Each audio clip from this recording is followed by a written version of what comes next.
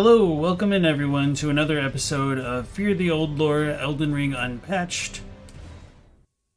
Yesterday we left off kind of at the Divine Tower because I realized the reason Gideon might not be talking to me is because I haven't actually unlocked my Great Rune through the fingers up there.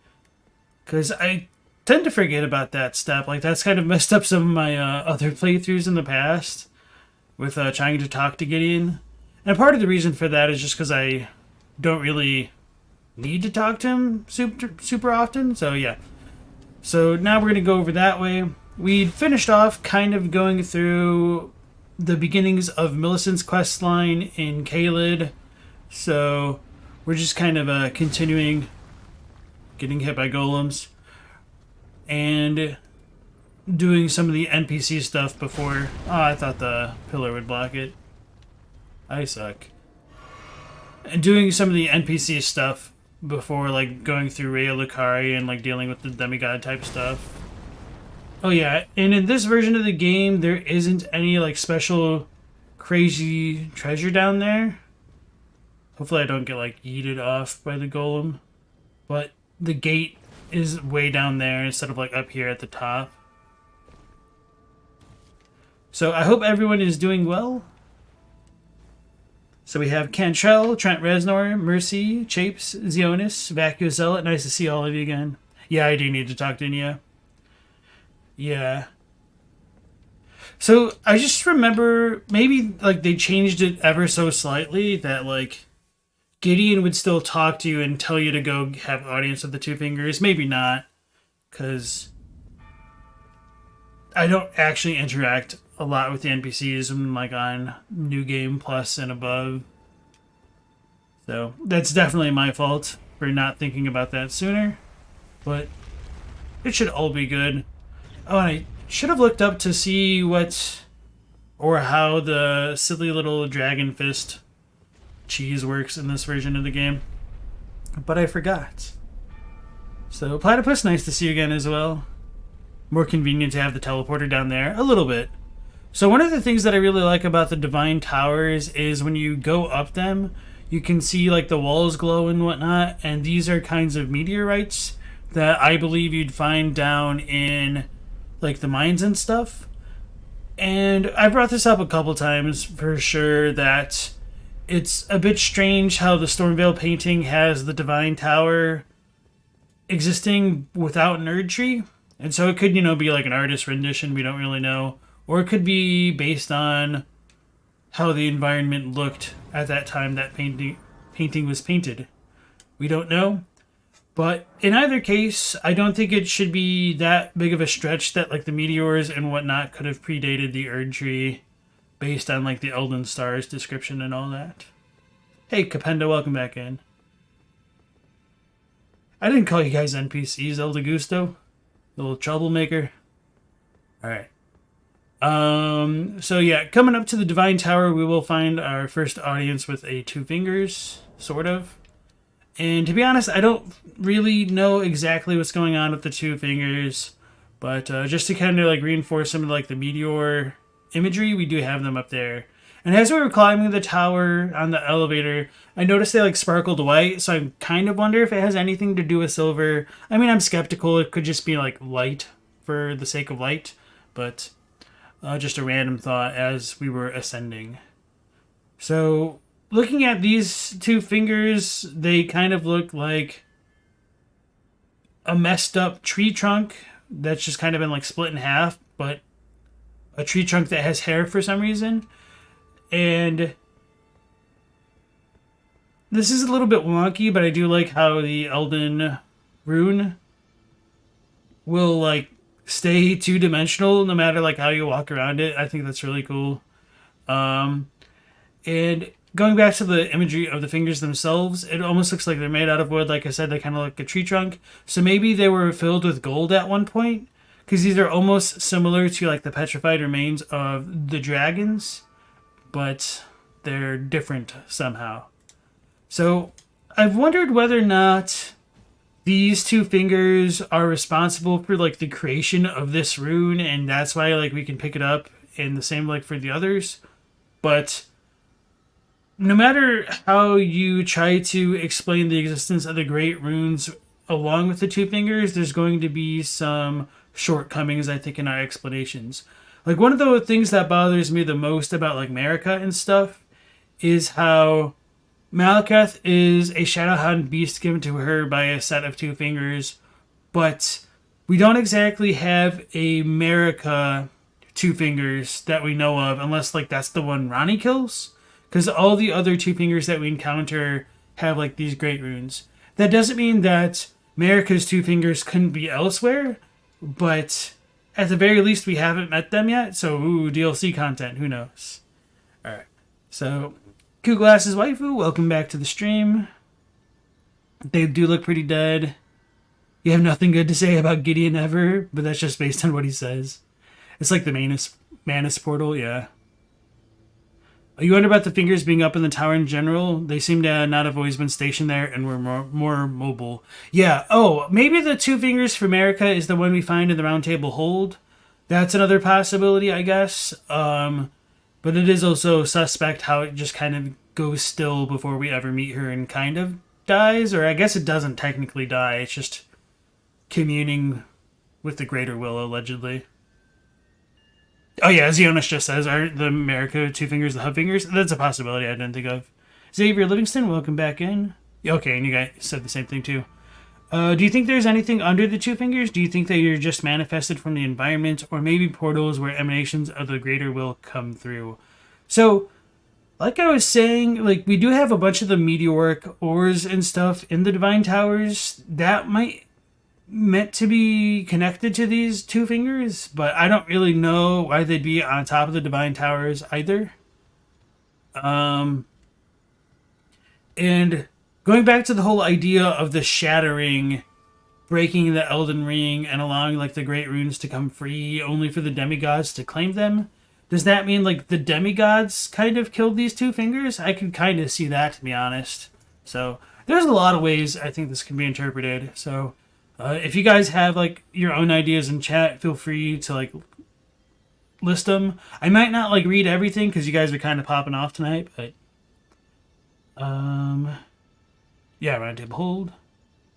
Maybe the Vassal Beast is the equivalent of the Two Fingers for the God of an Age. I don't know about that because I feel like the Two Fingers have been around for a very long time. At the very least, they've been around for the war against the giants. So we do have at least 2 ages kind of under the pseudo-control of the fingers. So, alright. Let's go ahead and pick up this rune.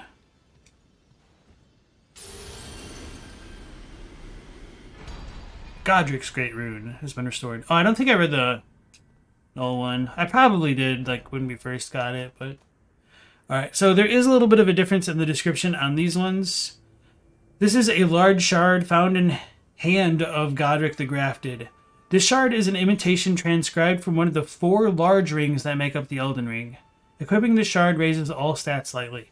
So, I do like how it says that it's an imitation, but not only that, the part about it being part of the 4 large rings which make up the Elden Ring is also different and interests me quite a bit. And this is actually a pretty good representation of what the Elden Ring looks like. Obviously, we don't see, like, all the circles, but I think this is a good one we can use to compare, like, to the cobblestones of the old highway, which I've mentioned time and time again.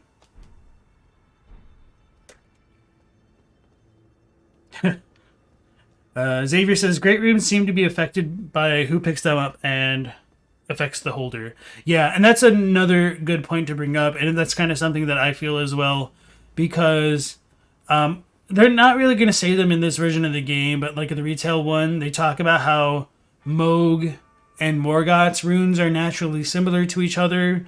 Millennia's rune has the Scarlet Rot. Rodan's rune is on fire. And Godric's is golden, I guess. I don't really know about Godric. Maybe it's because it's grafted of, like, multiple rings. But, alright. So we did that. Let's go back to the Round Table Hold. Talk to Gideon and or the Two Fingers. And then next we'll go through the Black Knife Catacombs. And then we'll go see Varre, because I keep forgetting about him.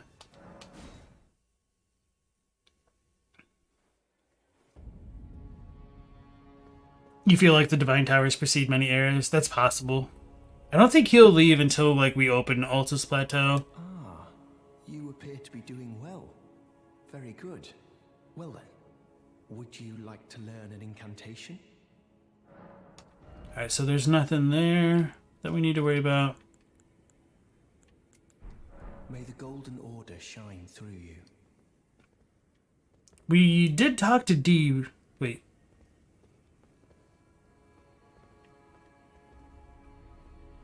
Okay. I'm pretty sure we did talk to D yesterday, so he shouldn't have anything new to say. What's more Lovecraftian, the Greater Will or the Dark Moon? I would say the Greater Will, but I guess there is room with, like, some other stuff with the Dark Moon, so at least of what we have so far, I would say the Greater Will. Yeah, Marika seems more than just a vessel for the Elden Ring. She's a puppet or a vessel for the Greater Will, possibly.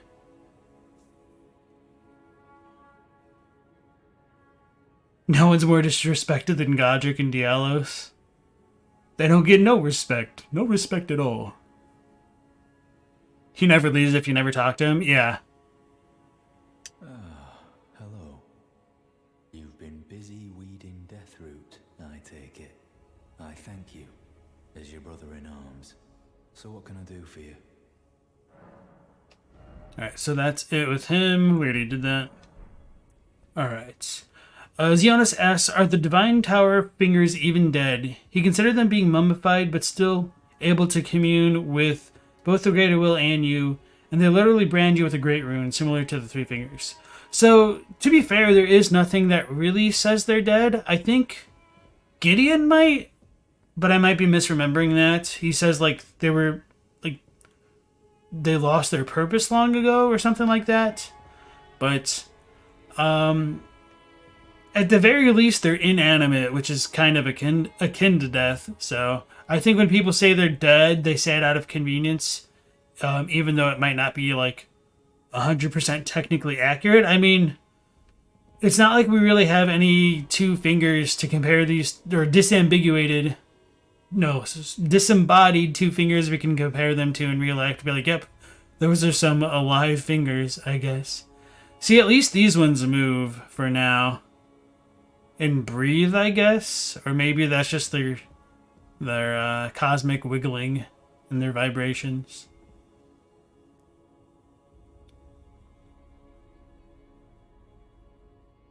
Their death is what allows the Great Ones to be taken, kind of like how you get the mending runes from dead people. Maybe. I don't know, because I mean, we do know at least these runes predate the demigods at the very least, sort of. I don't know. They're houseplant dead. We just need to put them in a new pot. The only dead fingers would be Ronnie's, and she needed a special blade to do it. So that's an interesting point, but perhaps the reason why, like, Ronnie's would have been living until she killed them is because, like, nobody claimed its rune, if it has one. But to be fair, we also don't get a rune after Ronnie does kill it. Well, we do get the Moonlight Greatsword, but I don't really think that's a rune. I guess, well, Radigan has a rune that's kind of like that. I don't know. But yeah, I think that's an interesting point you bring up, though, for sure.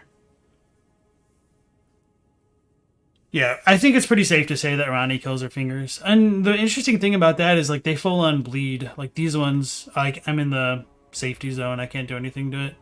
But the other two fingers, like, don't bleed or anything.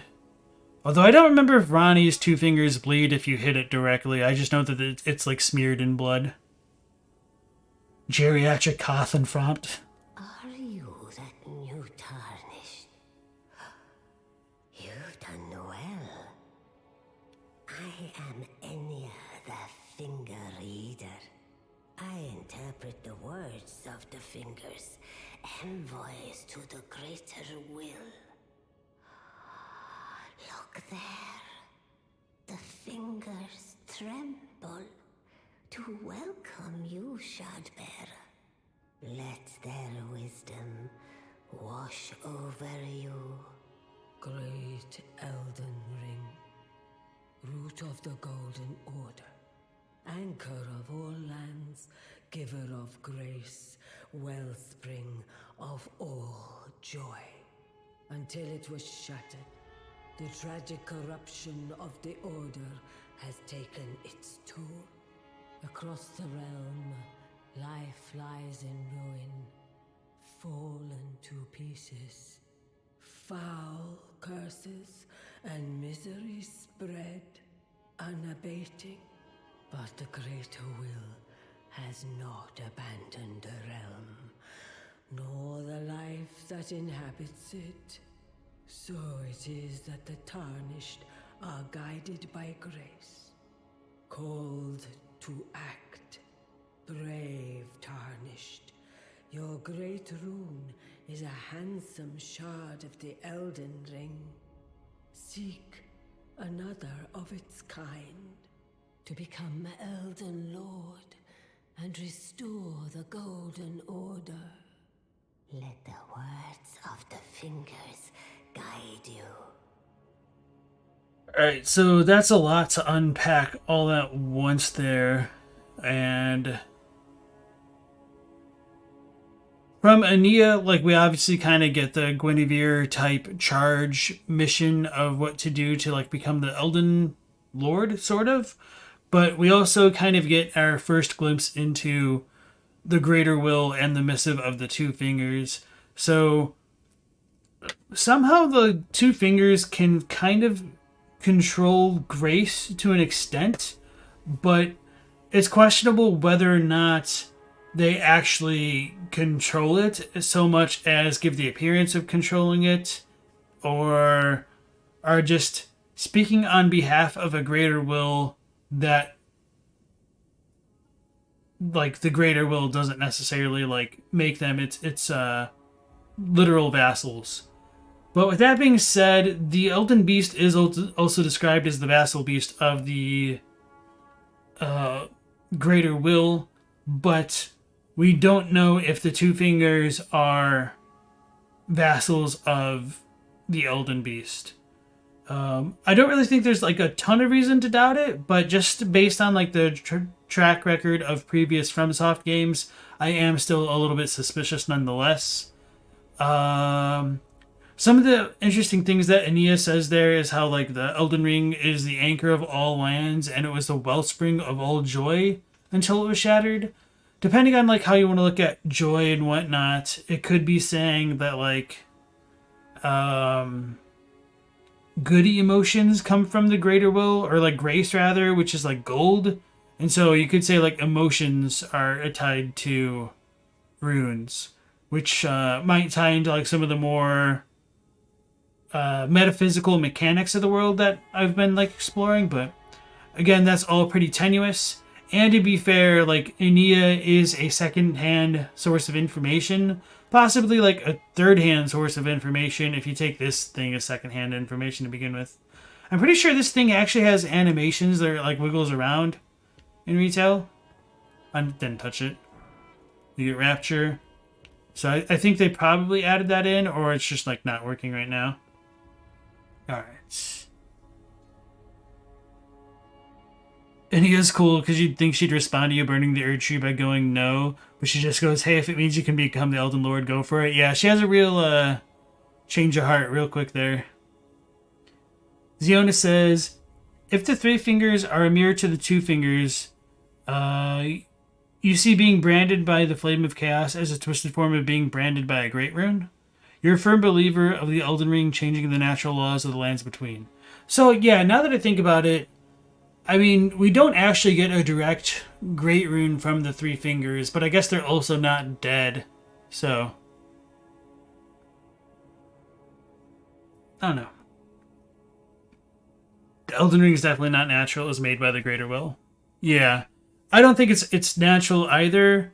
I do have some questions about, like, its creation, because if, like, you can create mending runes that can become part of the Elden Ring, a part of me does wonder whether, like, all of these Elden runes were envisioned by various beings over the course of history. Because, to be fair, like, even though Elden Stars says the Elden Ring came in on a meteorite. If I remember correctly, that's actually our favorite thing in the FromSoft games. It's all hearsay. Let me just double check. Because there's also like the possibility like only part of the description's hearsay.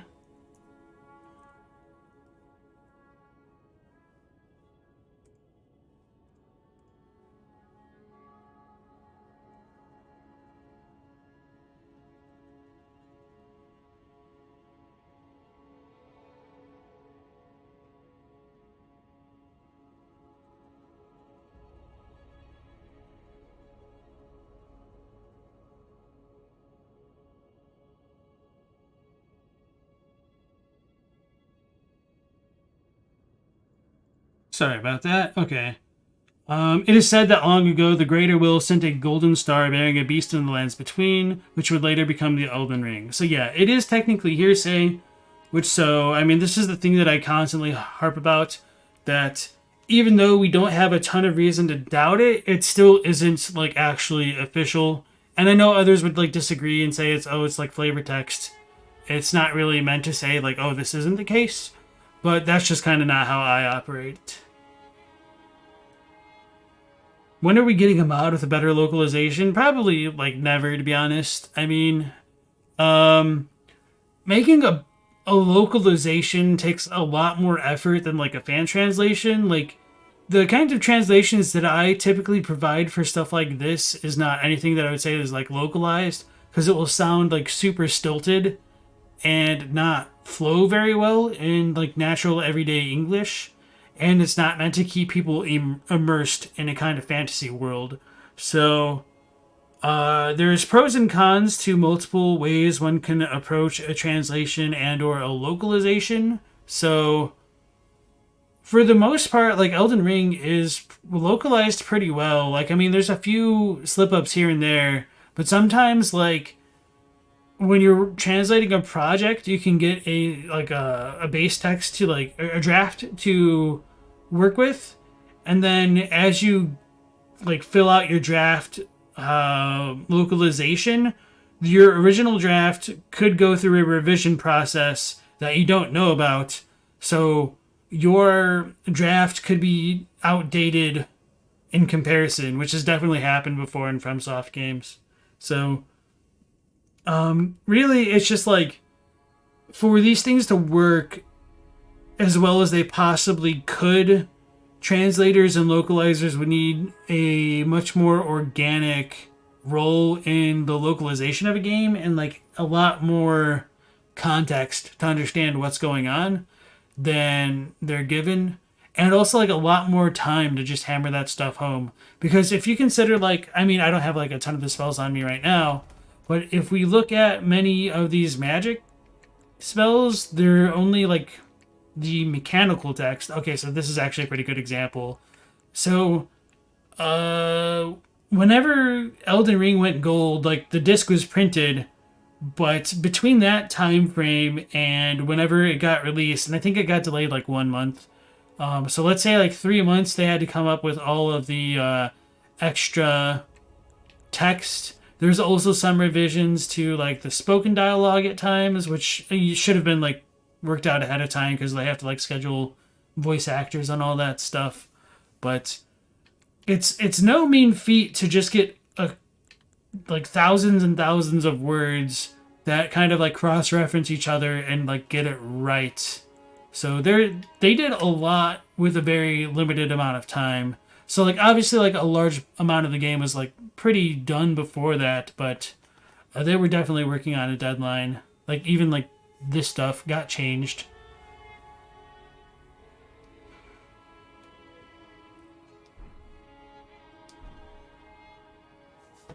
Yeah, let me read this real quick, and then we'll talk to Enia some more.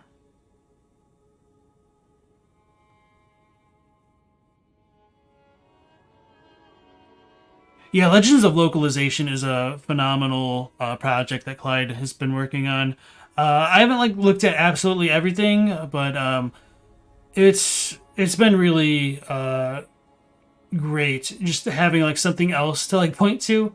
I really admire his work on like Earthbound and like Final Fantasy VI and a lot of just like his random ass articles like Dark Forest, or like trying to explain different pronouns in Japanese because it's a bit crazy.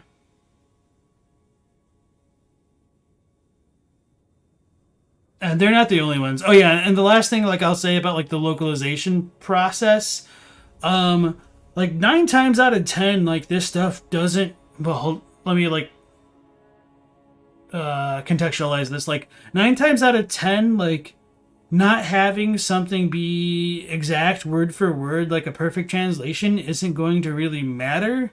The issue with FromSoft games in particular is that the way that the language used is so specific and like self-referential at times that it really needs a fine-toothed comb to go through everything, and some things are just kind of hidden in like cultural context that can't be translated, or like puns and veiled allusions to other things. So no matter what you do for like some passages, there's going to be a different way that you could say it that's just as valid and might have more weight depending on your lens of looking at the text. So and this is the case with like my translations on like Bloodborne, and you could even compare like my stuff to Urukimania's just to kind of see like how much we align on things, and at times we like slightly differ, but I digress. This is a very interesting like academic pursuit to me, so that's kind of like why I like it. And it's a little bit of a shame there isn't like more of this, but to be fair, there isn't like exactly a big target audience for it, I guess. So just kind of like linguistic nerds, weebs, and or people who are like interested in the differences between translations of things that aren't linguistic nerds or weebs somehow. But anyway, Enia. Well, I see. A remembrance of gold has found its way into your possession. Demigods and even the creator of the champions are hewn by the Earth Tree upon their end into remembrances. They are valuable indeed. These remembrances yet house the power of their former masters. And should you wish to wield that same power, well, I will lend you the strength of the fingers. Do not recoil from my offer. The fingers guide us all. And you, tarnished, you are here to take, are you not? So, excuse me. Enia says something interesting that like the champions and whatnot are hewn by the Erd Tree into remembrances after they get defeated, which is a little bit different than some of the descriptions which say like they're hewn into the Erd Tree. So I think in this case that Enia's dialogue is probably more correct, and if it's probably an issue of like how the particle ni can be understood in Japanese. So it's a little bit unclear at times if it means to or by something. Like you do something to something, or something was done by something. So I know that doesn't make any damn sense if you only know English, but that's just how it be sometimes. Scaleezy, I meant to welcome you back into the stream. Forgive me for the delay. And Platypus said there's a big difference between Wings of the Storm and Wings of the Stormlord. You're not wrong, and I think like an editor should have definitely caught that. But I mean, there's definitely been times where I've forgotten to include a word when I've been translating. So I could see how that kind of thing could happen, but like I said, that's the kind of thing that like you need an edit, like a project editor who's like in charge of like overseeing pretty much everything, and it's just kind of a gargantuan task to leave to one individual. And if you split up that task to multiple individuals, they might miss some important context to leave something lacking, I guess. So, going back to Enia's dialogue, she mentions how they get hewn into the Erd Tree, or by the Erd Tree rather, and they become remembrances, and she tells us not to recoil at her offer. So I've mentioned this in my gold and silver video that I think it's part of the reason why our tarnished player character would recoil is because it's like whatever the Two Fingers do to create remembrances into like items, they're probably altering like a core aspect of that champion's soul or being or something like that. So like maybe a weird example would be like if like taxidermy, I don't know, I was gonna say like if you died and somebody made like some random furniture out of your bones or something like that, or I guess it is just as grotesque as like Enia might be saying. But anyway, yeah, let's talk to her a little bit more about the Great Runes. Great runes are the stuff of demigods, the children of the goddess, Queen Marika, she who is vessel of the Elden Ring. Tainted by the strength of their runes, her children warred, but none could become Elden Lord. And so grace was extended to your kind, the tarnished. Listen, the fingers speak. The greater will has long renounced the demigods. Tarnished, show no mercy. Have their heads, take all they have left. The fingers have willed it so. Indeed. But remember one thing. The demigods are each and all the direct offspring of Queen Marika. Godric the Grafted was but a distant relation, the runt of the litter. His divine blood sorely diluted. So there's like a little bit of a difference in the final part of her dialogue in Japanese. For the English, they like cut it up into multiple sentences that like America, or the demigods are each and all the direct children of Marika, and then it like puts a period. But the Japanese is kind of more of a run-on sentence, and she says like, oh, except for Godric, essentially. Which, I mean, you could still come to that reading in English, but if you're just looking at direct quotes alone without that like extra context, it could come across as implying that Godric is also a direct like child of Marika, which is kind of true, but she's not like, or he's not like a literal son or daughter. He's more removed. So ultimately, like it's pretty similar, but that's just the kind of pedantic thing that bothers me, I guess. So aside from that, there is a lot going on with her text here, because she's the one who reveals to us that Marika is the vessel of the Elden Ring, and the greater will, essentially.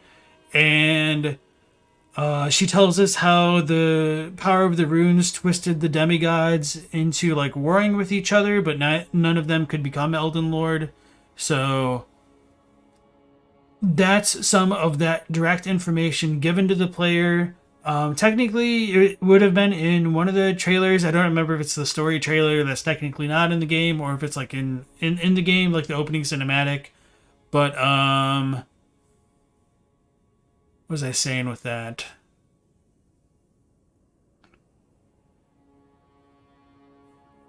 I don't know. There's a lot there. Hopefully she repeats it. I don't think she says everything, though, because there's probably more I want to talk about, because there's just so much info that gets dumped on us right then. Okay. Children of the goddess, tainted by the strength of their runes, and so grace will listen. The great All right. the children in the degoder. So grace was extended to the tarnished because like the fingers gave up on the demigods, is essentially what she says. We don't know if that's actually true. I mean, obviously America took like Godfrey's grace and the Tarnished's grace. So it's at some point maybe it was meant to come back to them because of like the law of regression. We don't really know that. It is questionable to me how much control the Two Fingers do actually have over the lands between, because if they exerted as much control that would like match their so-called positions of authority, I doubt that things could run amok for as long as they had. There's also like Malekith and Blythe, who are like the shadows of Empyreans, but for the most part they still have their own will. So I do think there's a more nefarious side to the Two Fingers with their ability to control shadows and create like grace-like mimics that can allure humans and demi-humans alike. So I don't entirely know what to make of their role in the lands between. I think they're just kind of like a very shrewd middleman that's trying to create an order as they see fit by manipulating those they can. So kind of like the biblical snake, maybe? Nah, that's probably not really a good comparison. But anyway.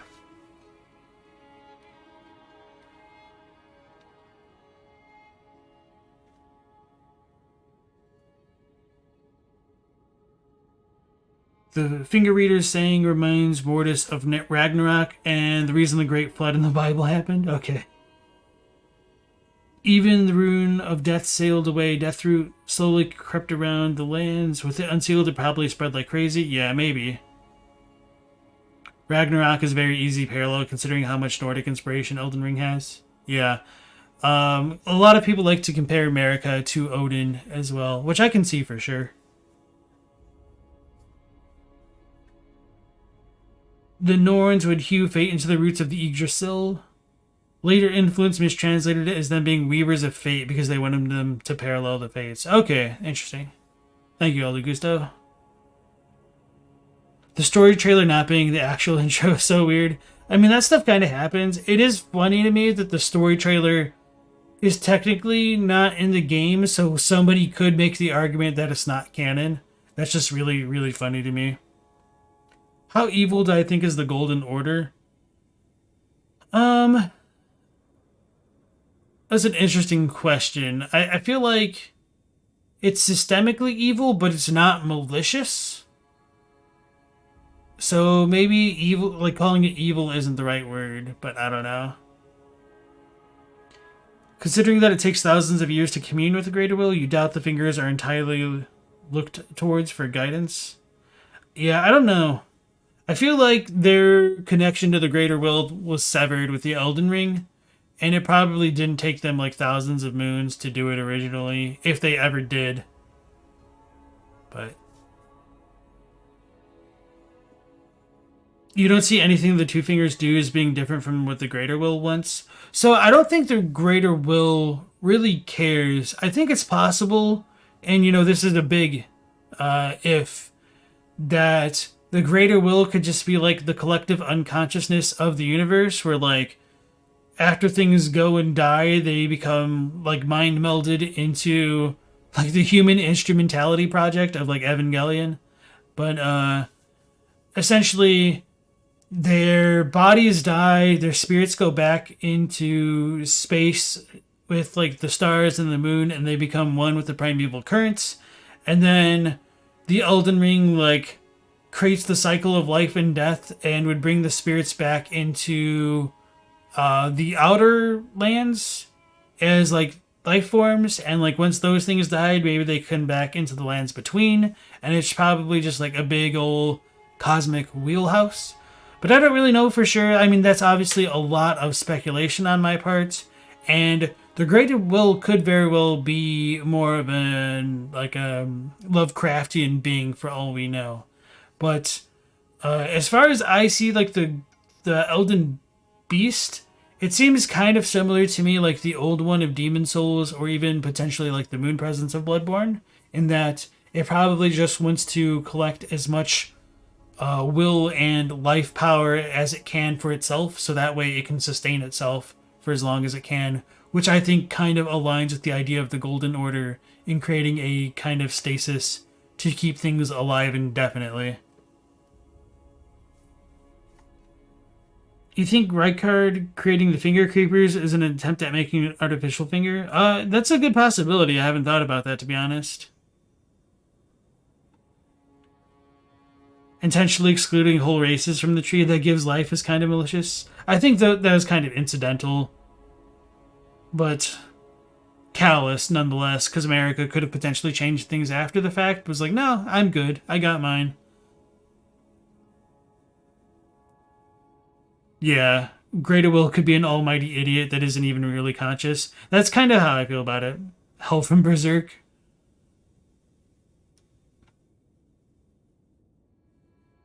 Greater Will only cares about order, not what form that order takes. Yeah, that's kind of how I feel. The fact that it's okay with Dung Eater system is a big tell. Well, I guess we don't really know if it's okay with it, but it might just take what it can get. Yeah, I agree with that, Zionis.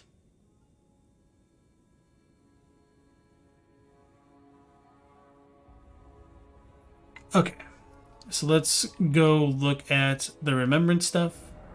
So this menu is a little bit different, and I think this does actually have some significant lore in this version of the game. So Force of Remembrance menu. With the Force of Remembrance menu, you can draw out heroic powers from memories. Each memory can provide one power. Once that power is claimed, the memory is lost. Now, obviously, like a memory and a remembrance aren't really that different, but I think it's important to contextualize remembrances as being memories because that kind of directly ties into Ashes of War, which are set like they're said to hold the memories of like other people, and that's how come you can use the skills. But to be fair, that information literally only comes to us through a load screen tip, which isn't even in this version of the game, funnily enough.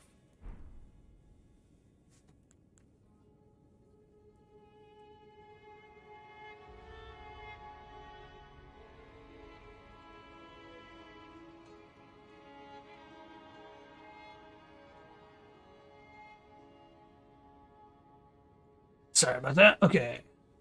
So, Remembrance of the Grafted. We've already read this because we have it. Axe of Godric. Great axe wielded by Godric the Grafted.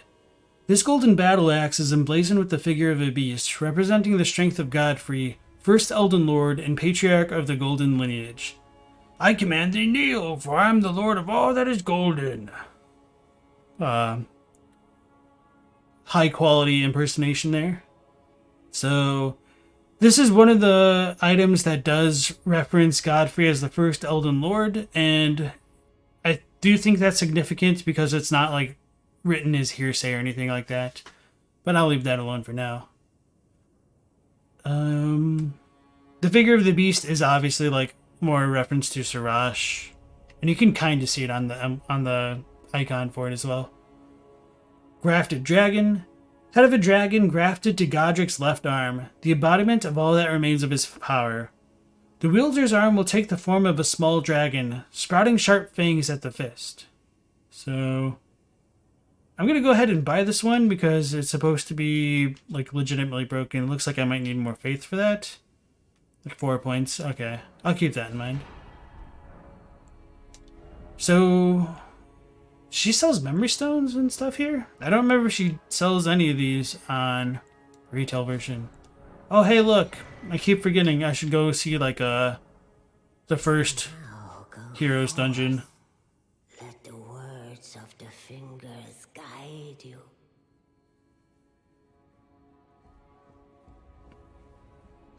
Dragon head is completely broken. Zionis, can you like give me a quick rundown on how you're supposed to do it on this version? Because I've just been abusing Hoarfrost Step, because why not?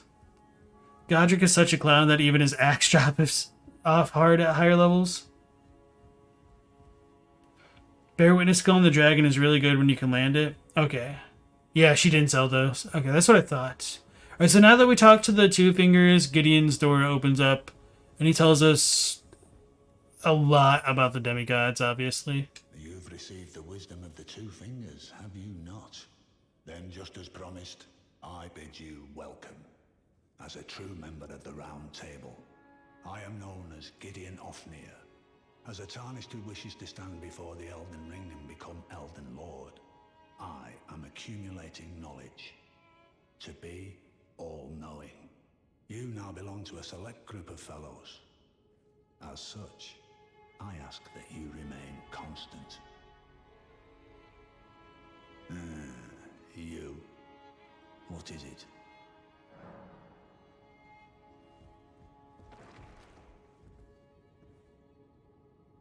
Let's do some secret lore hunting. This is how I originally got some footage of like Gideon and whatnot before the free cam mod was a thing. Well, what is it now?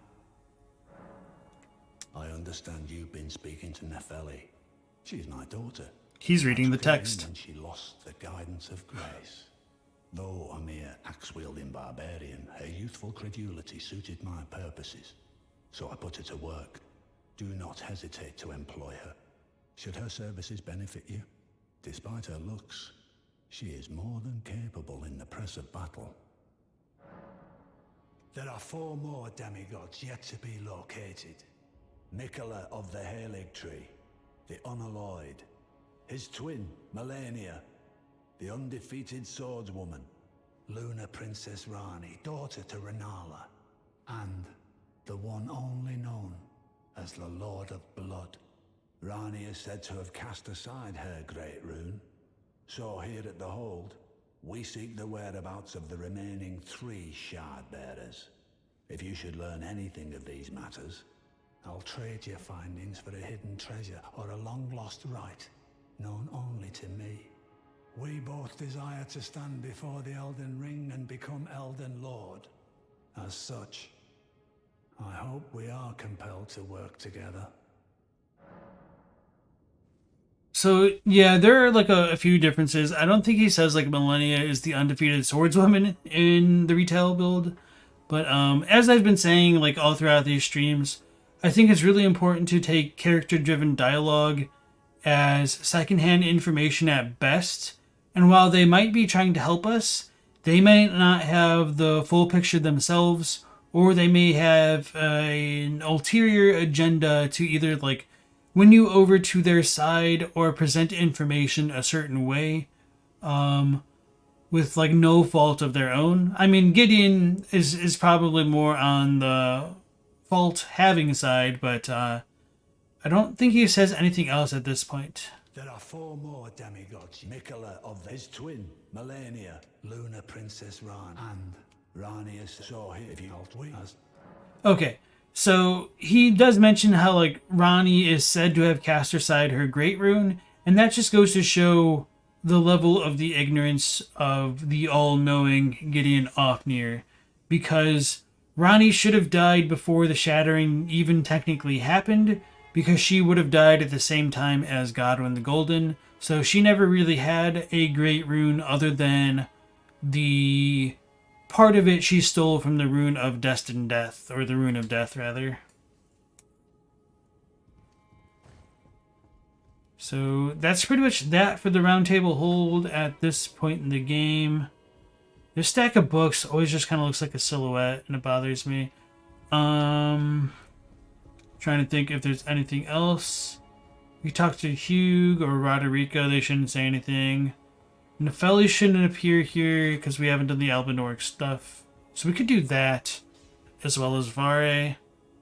But before doing that, I do want to go to the first step, Stranded Graveyard Hero Tomb, Fringe Folk Hero Room. I don't think it's actually listed until we go into it. Anyway, let's go there to get Oleg as well as the Blessing of the Erd Tree, or whatever it's called, Favor of the Erd Tree. Fringe Folk Heroes, okay.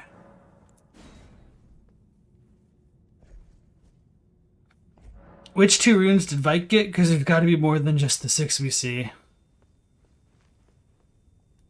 He got whatever one he wanted. I still have my HUD off. I don't know why there's poison here other than just to annoy us and make us sprint. What kind of statues are these? Okay, these are the handless urn lady. So coming into the Fringe Folk room, wow, catacomb, whatever. We do have the kind of goofy looking, what I would say, Erdtree avatar banners that we can see in the Stormveil. The ones that actually have heads.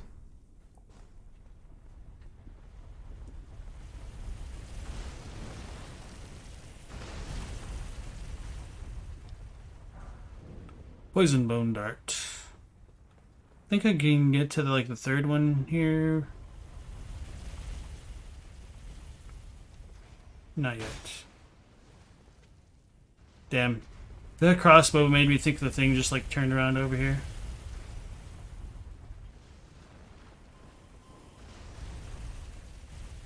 So they're like ghost exile knights, essentially. Which is kind of cool. They can get run over.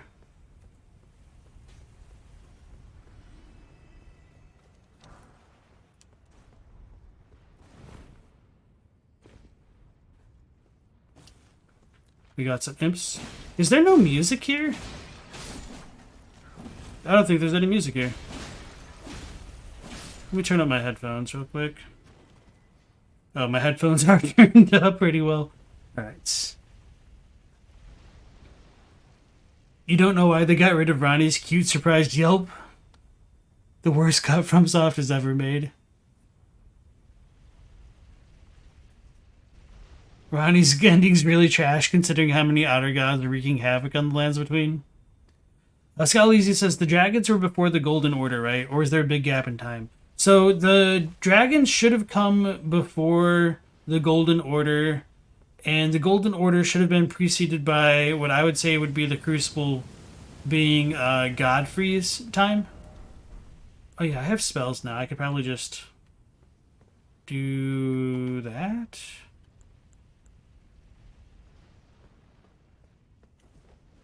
Oh, that's not the spell, not the button to cast my spell. I'm thinking left hand R, or left hand left trigger.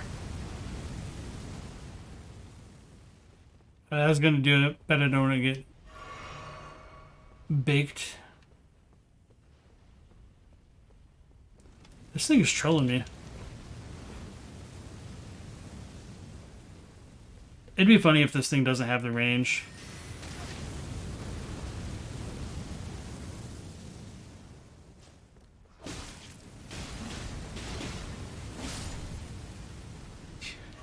Fine, we'll do things the manual way instead of failing to be smart.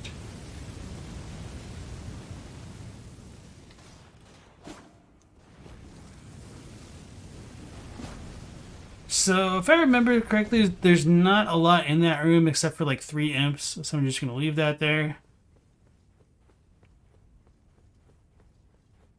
So strange to me that this place has no music right now. If we look up, we can see the one grafted scion. Whoop. And then there should be the other one. Maybe we can't see it yet.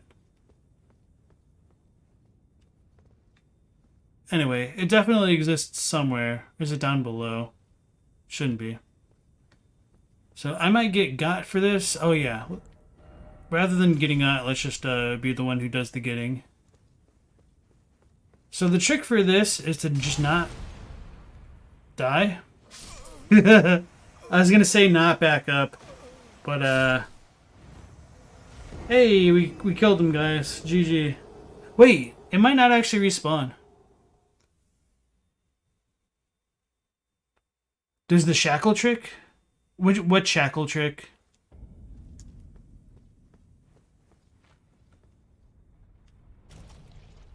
Does she just leave unless the outer gods are blocked from interfering? The world's screwed.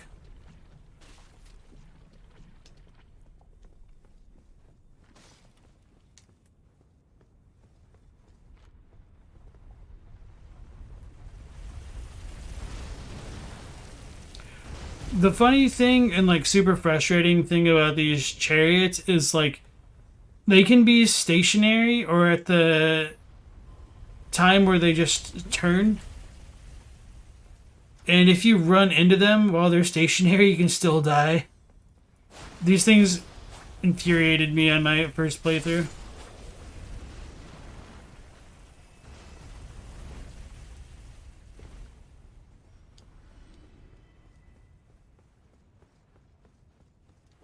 The Xbox huge AoE attacks with 0 damage. Oh, the Omen Shackles are really big attacks and can activate the traps and illusion wells. Okay. I don't think I've bought the shackles from patches yet. Or the one shackle. What am I doing? I need to not die to imps.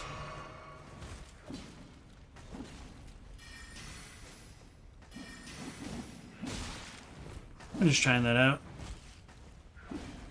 Oh yeah, and one of the weirder things to me about the imps and the like Erdtree Burial Watchdogs is that they can be confused. Well, the Watchdogs can't, but the imps can be confused with the glintstone darts that will like disorient them or something like that. I got blocked by the candlestick.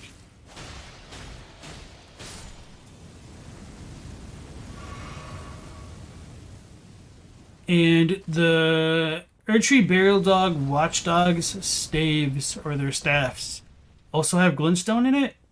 So glintstone has been around for kind of a long time if these catacombs were built during the Age of Godfrey. So it looks like we did kill the one. Watch me like get knocked off again. So we can't see the second one? Maybe there's not two in this version. No, that's right. I think there's only one, so they added the second one to specifically screw with players, which is even funnier when you think about it. Alrighty. We got the good talisman. A talisman depicting a special blessing of the Erdtree. Slightly raises maximum HP, stamina, and equip load. It is said that talismans such as these were presented by Queen Marika personally at the start of the Age of the Erdtree.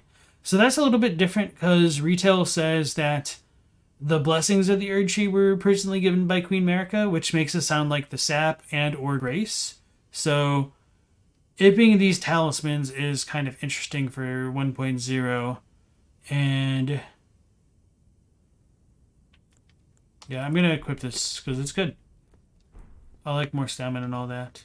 So this definitely threw me for a loop because I did not expect to actually be able to like jump down here or jump down there. It just looks so much like a kill floor in most of their games. That's kind of like one of my complaints about like the dungeon design at times for Elden Ring specifically.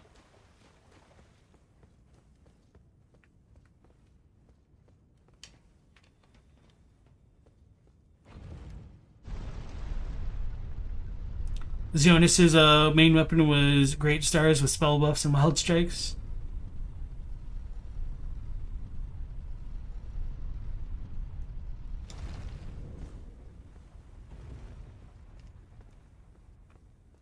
So we have a banished Night Spirit here.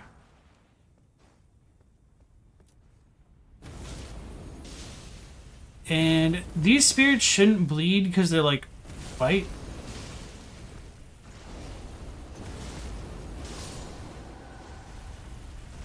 But for whatever reason, blue spirits do sometimes. I don't really understand it.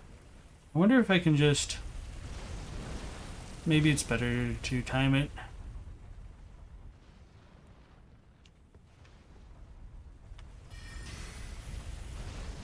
Okay.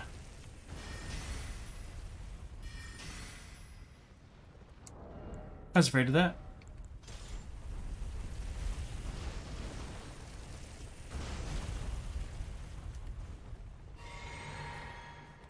So yeah, you can use these pots to... Did I not hold it long enough?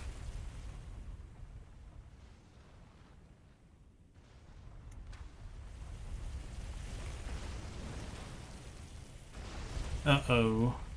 Maybe we need fire?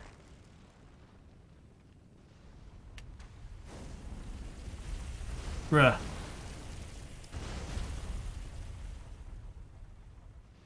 I need to hit the rope? Okay.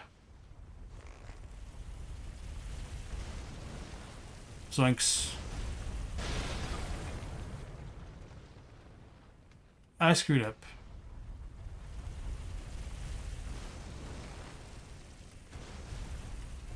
Oops.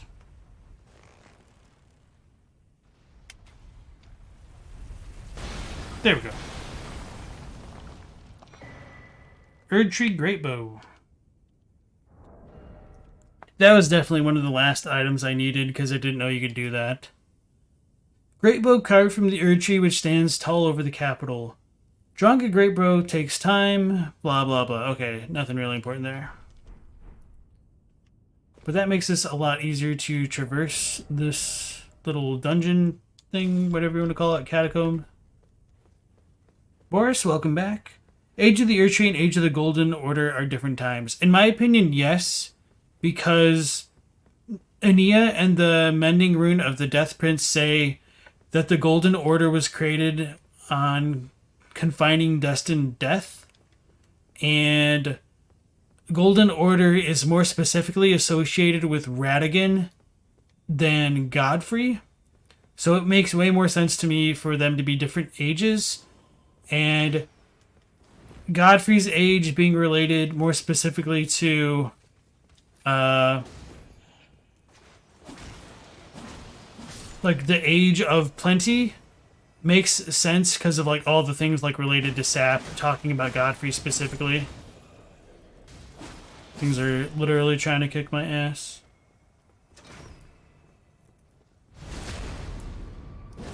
You're still mad you can buy golden great bow arrows in 1.0, but not the retail? Yeah. So you know what you need to do? You just need to play through the game on 1.0, farm a crap ton of the runes to buy it. You can AFK rune farm. Buy a bazillion number of those arrows and just save scum for retail. Or like just update your game and then save scum. So we've got another Banished Knight over here. I should probably save my mana a little bit. I tried to dodge, but I failed.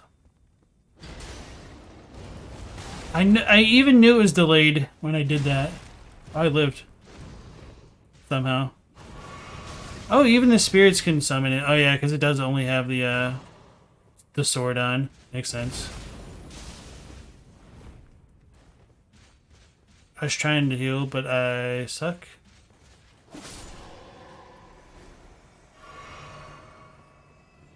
Alright. So I guess he doesn't drop anything and there's no actual item here. I don't remember what it was. But I do remember it kind of being worth going that way, I think. Hey Katie, what's up? Yeah, no, he used, like, the Banished Knights do use the Dragon Communion Seal. Which I think is like another reason to believe that like dragons and or Placidusax could have been the Stormlord if they followed the Stormlord, but he dropped it. Oh, that's what he normally drops, the Dragon Communion Seal? Thank you. I thought you were talking about the thing that popped up.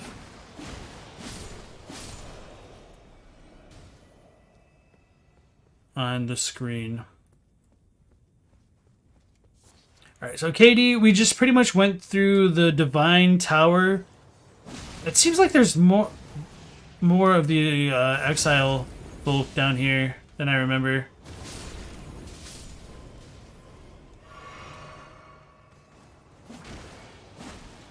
And then after we went through that Divine Tower, we went to the Round Table Hold, talked to the Two Fingers, Enia, Gideon, and then decided to come here so I could get the Erdtree Favor Talisman, as well as go see our boy Oleg down here.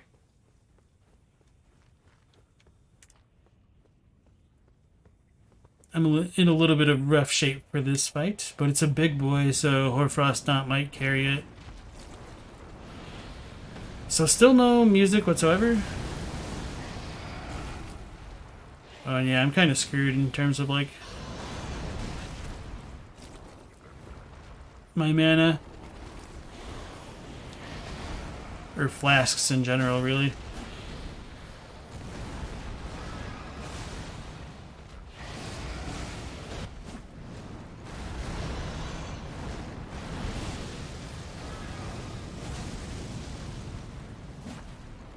I was trying to jump, but I think I was out of stamina.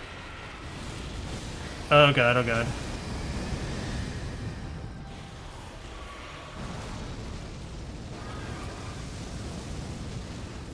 So yeah, the ulcerated tree spirits having the golden flames is super cool to me. I rolled too soon. Oh, okay. I thought I was gonna get Vicar Amelia'd right there.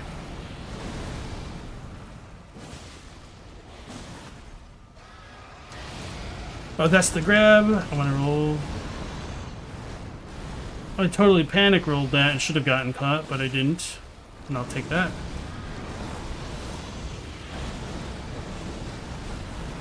I think I got grabbed.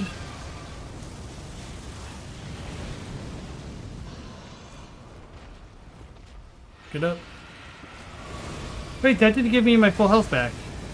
Did I not mix it properly? I'm an idiot.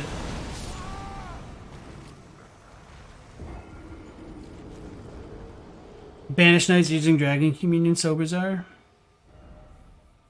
Alright, we can go to the stake. The Banished Knights originally served the Old Order that had a Dragon Elden Lord. I would disagree that it's an Elden Lord. I would say it's something different, but analogous to it. Boris says, it's possible that Radagon's not literally Marika. When we beat the Elden Beast, Marika's body still exists while Radagon became a sword. Does Marika really exist, though? She might, but maybe not, because the Sacred Relic Sword does say that it's a god that should have lived a life eternal. And I feel like that eternal thing is meant to be a kind of a implicit reference to Marika being called Queen Eternal.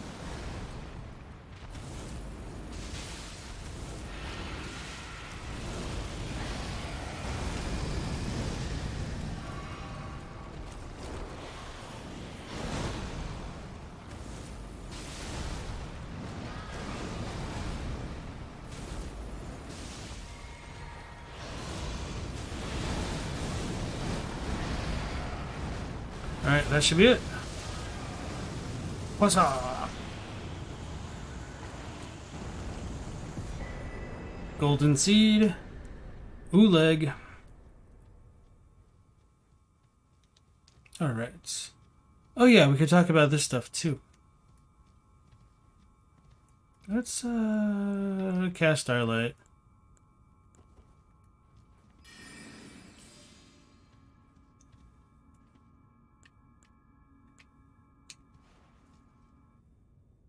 Why does Starlight go away too? This is so janky sometimes, man. I know Lantern doesn't work either. It's just... I really need Dukas Durba. I should go down into the well. Okay. So, when we go into the catacombs, they're obviously covered with like a bunch of roots and all that.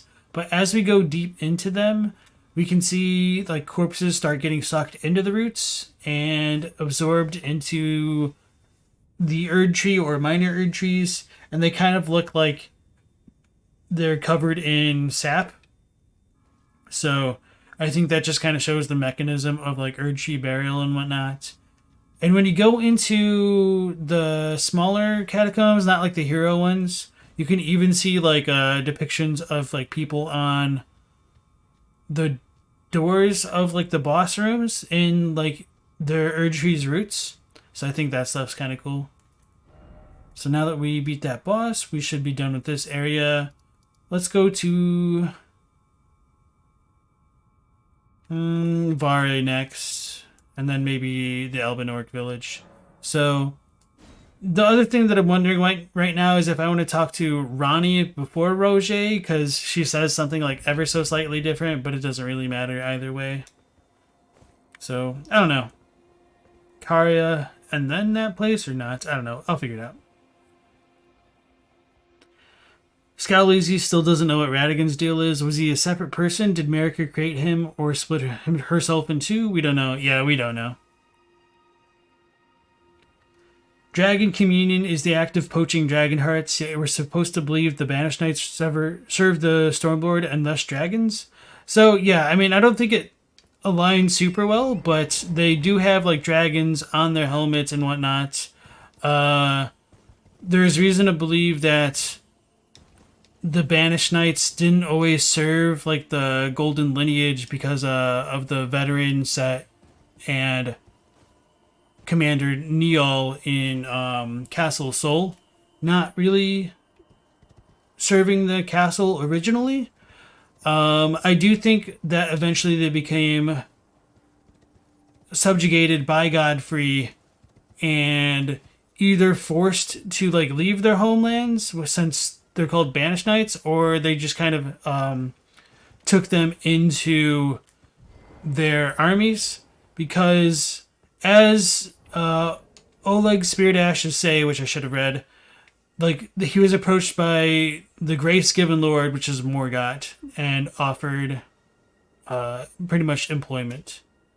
So I guess it doesn't really say anything in this version of the game. Spirit Ashes summons the spirit of Lost Knight, dual wield, from nearby rebirth monument found throughout the land. So no, I know Ingval declined Morgott's invitation, so it does show that like not all of the Banished Knights served the royal family. So whether or not Oleg and Ingval both served Godfrey at one point is questionable, or whether or not they split ways like once Godfrey left the Lands Between and like Morgott tried to like take both of them in is also up for debate. We saw the Banished Knight set to be basic sets fashioned specifically for Banished Knights, and the dragon theme is an insult, implying they were conquered like the dragons. Maybe.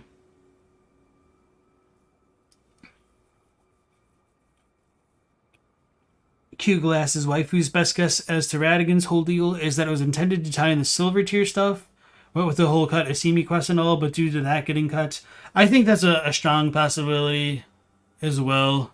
But it's kind of really difficult to talk about unless people already know about that. And even so, somebody could still make the argument that like cut content was probably cut for a reason, and they might be right about that.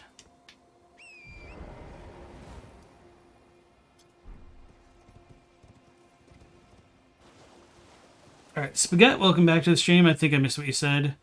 You like the argument that Marika created Radigan using the persona to achieve her ends, and the Fire Giant curse somehow severed Marika's body/mind into her and Radigan. Maybe.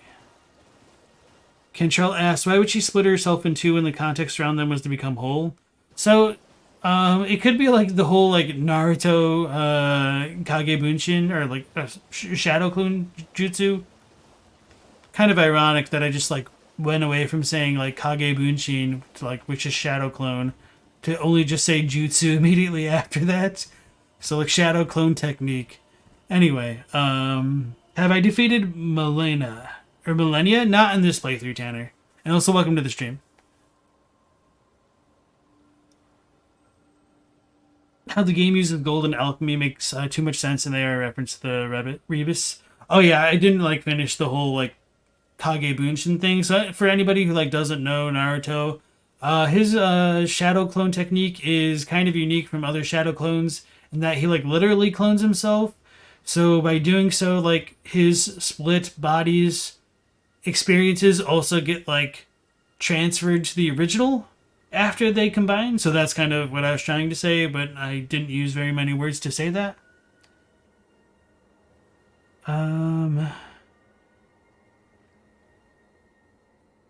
Yeah, she did fight her in the wars herself in New Magic. There's nothing he did that was different or even needing Godfrey. So Radigan did at the very least like espouse the need for academics and understanding grace, and he used that to study sorceries with Renala, and he took that principle back to America to help establish the Golden Order, which I think is fairly important. But yeah, there's a lot of unresolved questions surrounding America, Radigan, and Godfrey, and how all three of those fit together. Particularly since, like, it does seem there was a more personal relationship between Radon, like Radigan's child, and Godfrey, because Radon wanted to be the Lord of the Battlefield's lion, or his cub, or something like that. So Erdtree burials weren't a part of the Greater Will's original plan if we consider the Rune of Death creating death in the lands between. Without the rune, Erdtree burials became the alternative. Let me think about that.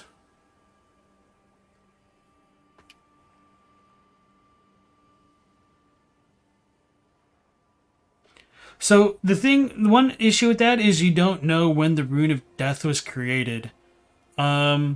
Obviously, it's affiliated with like the Glowmite Queen, but there is also the potential that it could have come in with the Elden Ring, which is a little bit weird. So that's kind of like one of the issues that I have with the identity of the Glowmite Queen and Marika using Malekith to get rid of a rune, because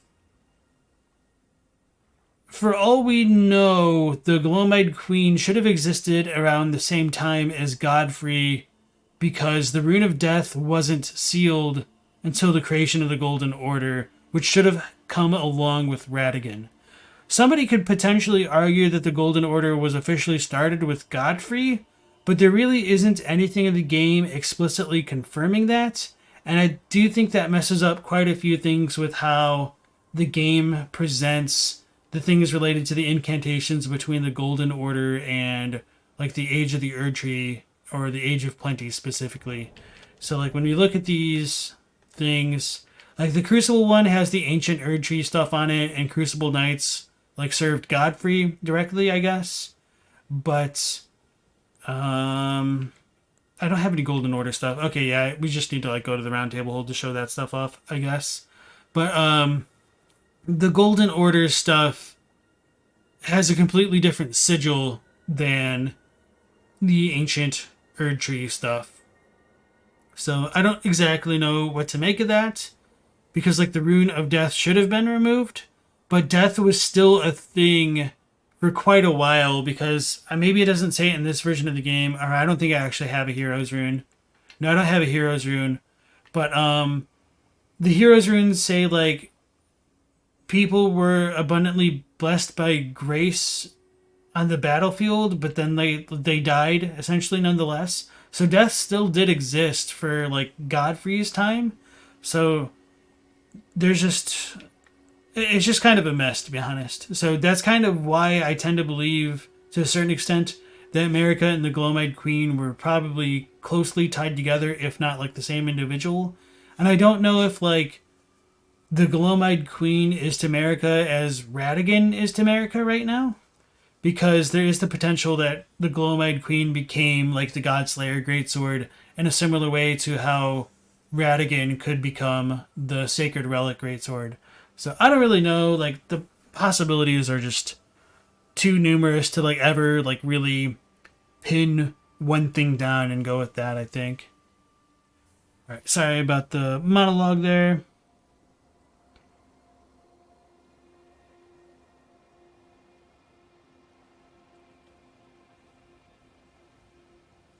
America needed Godfrey to defeat unconquerable foes.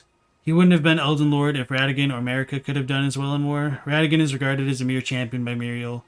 So Muriel's knowledge is also limited. Like, he very clearly doesn't realize that Radigan is Marika. So I think he was just kind of basing that off on like Radigan and his forces being repelled by Renala and everybody. But for what it's worth, there were only like 20 Carian Royal Knights. So I don't blame Muriel for thinking Radigan wasn't that powerful. So maybe Marika wasn't that powerful by extension.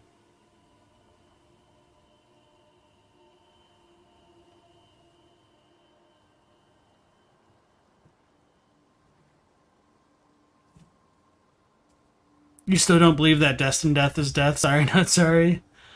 It's alright. So how would that work with Malekith killing the Glowmite Queen? Technically, it doesn't say that Malekith killed her. It says that he defeated her. And that's like a big difference, because if you think about it, we see Marika and she's imprisoned into the Erd Tree and like kind of crucified like the way that the Elden Beast would do it. So you can think of the Glowmite Queen being sealed away, and if it's like part of Marika, she is technically sealed away even if it's just in the Erd Tree.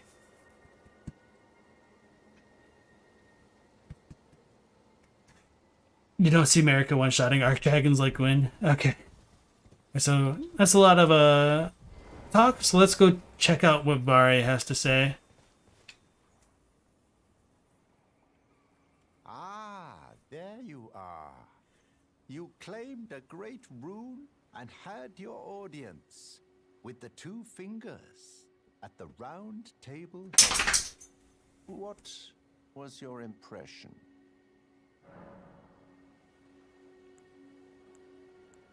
You don't say. Well, what a relief that must be. You may go then. My work here is done. May the wisdom of the two fingers guide you. Alright, I absolutely love Varre's voice actor. He just delivers his lines with such pure, dripping condescension and disappointment that you can feel it. It's just, perfect. Oh? Is something wrong? You don't say. Well, what a relief that must be. You may go then.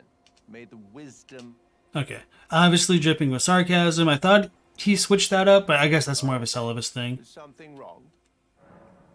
The two fingers seemed off. Aha. Your intuition serves you well.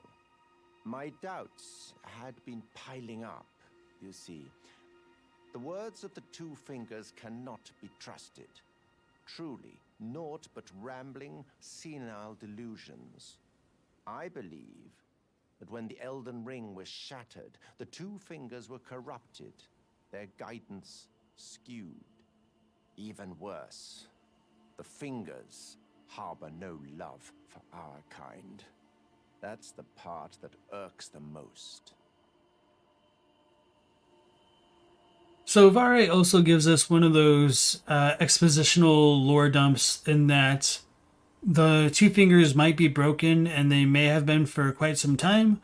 Of course, we do have reason to doubt Varre's words because he's openly rebellious towards the two fingers and at odds against them. So it only makes sense for him to put them down. Even though like he's probably justified in his own mind, he might actually be wrong nonetheless. We don't really know though, but enough reason to kind of believe what he says. Oh, I have a gift for you. Something fit only for the wise. Festering bloody finger. And yeah, since we can't use the intranet, we cannot actually fully complete his quest, unfortunately. A means for circumventing the draw of the two fingers. Give it a try, won't you? And if it please you, may we meet again. I've high hopes for you, my lambkin. I do like that he calls us lambkin in English. Like the Japanese for it just uses anata, which is like, it kind of means like dear. I mean, most people just kind of understand it to be a pronoun that means you, but it is a bit more intimate than I think like a lot of people realize. So going with lambkin is kind of an interesting way to convey the oddness of the way he addresses us.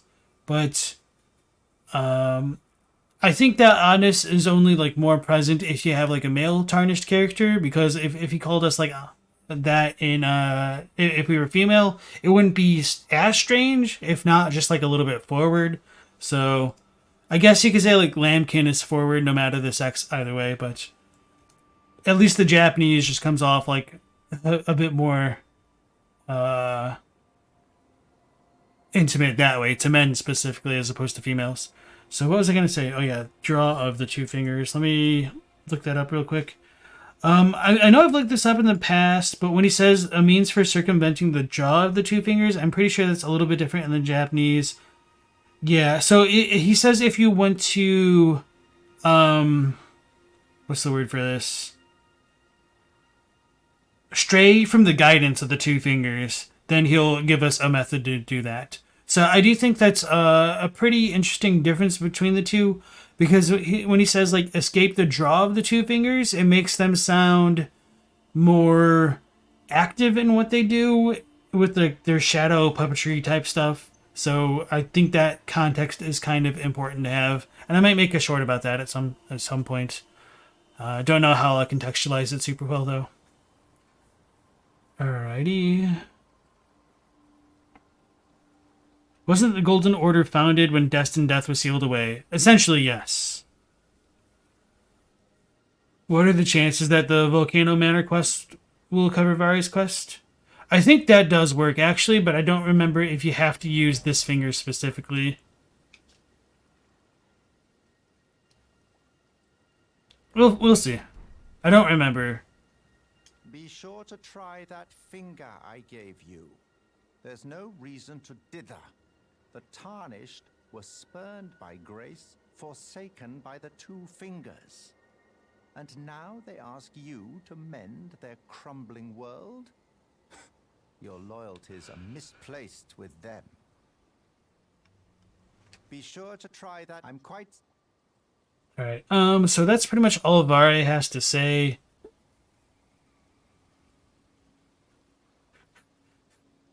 Sorry.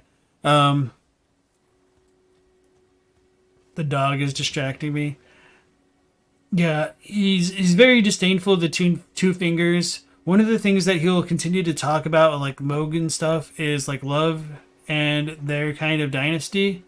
So I've wondered whether or not like love allows him to resist like the bad effects of the blood, but that doesn't exactly seem to stop other people from having that issue. But I don't really know. It could just be like strong emotions in general, and not like being hopeless. Well, I don't know, because like it can't be strong emotions in general, because like the land of Reed folk are pretty filled with emotions. Maybe not, because like Okina just wants to sharpen his mind. But anyway, like bloodlust is a strong emotion, and it like makes them lose their minds. So love might be like a good emotion as opposed to like a negative one. I don't really know. Alright. Ziona says it doesn't affect Varre. Thank you.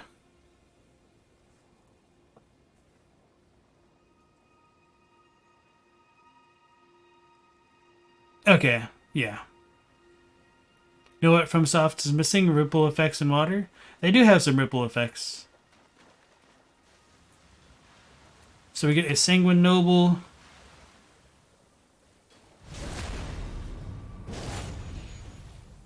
One of the weirder things to me is like some of these Sanguine Nobles, I should have like looked at his actual body, are that like they have like the omen horns and everything. And they kind of got like the formless faces like the Black Knives. But there is a random Sanguine Noble that invades you in the consecrated snowfield that's just a human. Oh, cool. There's all the hemorrhaging blood on, like blood flame on the ground there from what he did. So, yeah, these kinds of like big blood pustules also appear in the Mogwin Dynasty area.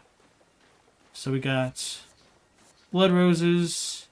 And I don't think I ever actually read the sacramental blood. May as well do that. Wait, what? Oh, there it is. A leaf bud that is known to heal scarlet poison.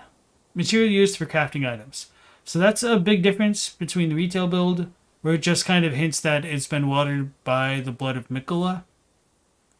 Speaking of which, Mikola's lily is an electrum water lily modified through magic by Mikola herself.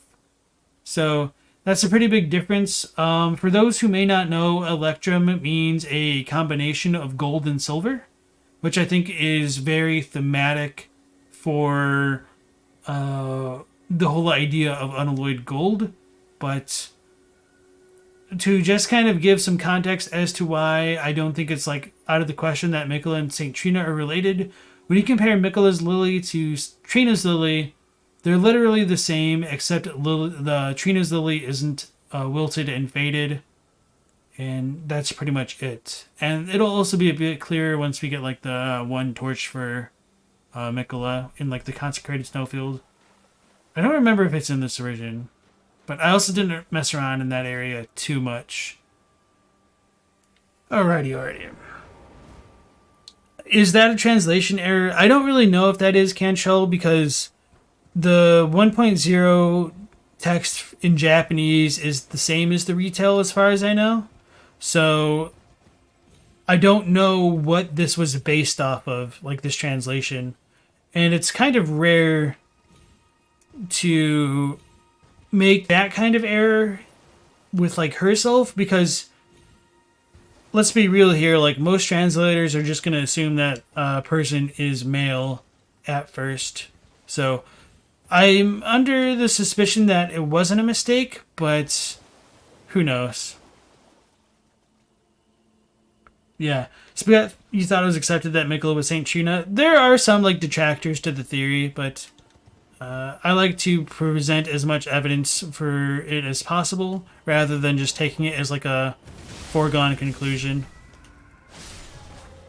So we got the 2nd gen Albinorks, that bleeds silver and all that. And we're going to head over to the Albinork village since we finally talked to Gideon and can do the Nepheli stuff. Yeah, and Elda says unalloyed is an artsy way of saying like pure. Yeah.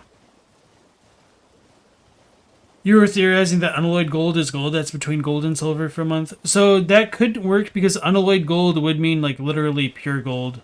What am I doing? Oh yeah. Let's go south. There's some random ass crystallians in the crystals over here, which is kind of cool to me. But not a ton going on really. Alright, so now we're starting to get towards the Albinork village. We've got like soporific crabs, soporific crabs.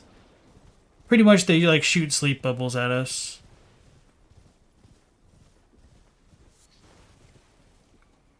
Cursed blood might just heighten your emotion. Bloody Finger Raven Mount assassins don't really have any signs of lunacy. Yeah, but the Raven mask is also supposed to remind someone of their humanity by virtue of like causing or inflicting pain upon them. And that's a pretty common, like, FromSoft trope. Right, so Nepheli is chilling there. I'm not going to talk to her yet. I'm going to go get the Grace and look at a couple enemies first.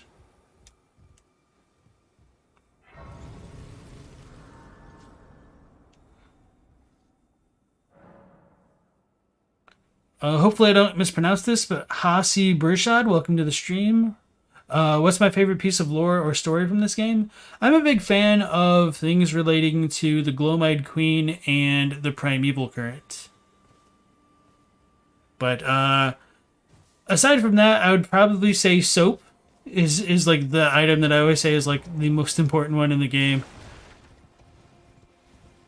First comes soap, then comes golden poop. In terms of like my favorite lore. And also welcome in. Miquella sounds more like a feminine name. Yeah. I just call them Mike and Melly for Miquella and Malenia.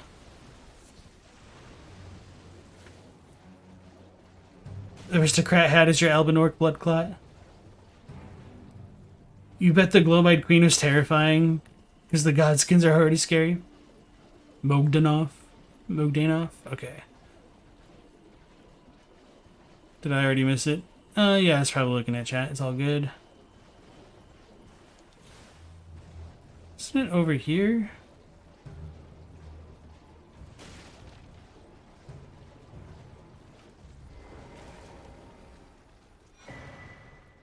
So, I kind of just wanted to show off this random Albinork, because I think he's literally... or I guess these ones over here, are literally like the only poison Albinaurics that we find in the game. So they're just kind of rare. I don't know if like many people notice them, but I think even this shows that like Albinaurics can become like the soap description would say, like influenced by their environment. These guys are kind of zombie-like. They puke up poison when they hit the ground. They bleed red? What? Damn crab. Spending all me money. Oh no, don't sleep me. So that's like the sleep breath the crab can do. Damn. Just smacked me out of the air. That's kind of funny. I should have mounted. Fudge. Alright, I'm just going to deal with that for now. We got some crab eggs. See, I was going to look at these Albinaurics a little bit more. It could just be like them hitting the ground is causing the blood to pop up, because I think we've got a bunch of corpses over here. Yeah. So maybe if I hit it? Yeah, okay, that makes sense. So them just hitting the ground is where that blood came from. So these things should still like bleed silvery though. Oh, that poison does damage. Okay. Do they have a grab attack? Maybe not. Okay. Yep, still bleed white. Oh, I meant to mount up. It's the tiny valiant gargoyle, yeah. Do I think Moog can make peace with Liurnia? Probably not, just because like all the demigods have been at war for so long. The Albinaurics remind you of the sewer mermaids in Bloodborne. You mean like the snail ladies? What attack window? The Michael connection is interesting, considering that one of the things that Saint Michael serves as patron saint protector of is poor souls stuck in purgatory. Okay, that's cool. Thanks for sharing that. Alright. This village is done for. Please, even if it's just you, old Albus, hide well and still your breath. Alright, so that's an not an Albinauric ghost technically. This is a commoner, which is kind of cool. Has anyone ever made a From Poison Swamp ranking? I mean, I wouldn't be surprised, to be honest.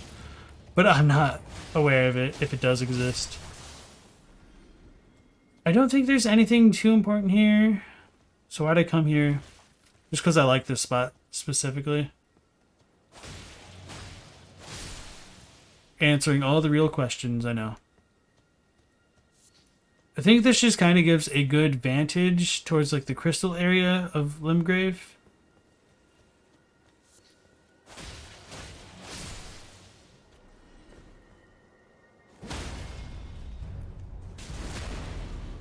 So yeah, if you do perform a visceral on the Albinaurics, they do spurt out red for a little bit, which I don't know if is actually a bug or not, because because ghosts don't really do that either. So I'll just fast travel back. But one thing I did want to say about Liurnia and Glintstone in general is, according to the northwestern part of Limgrave's Finger Reader Crone, we need to traverse Raya Lucaria's Glintstone Eventide, which in Japanese is a way of saying it's false Glintstone night.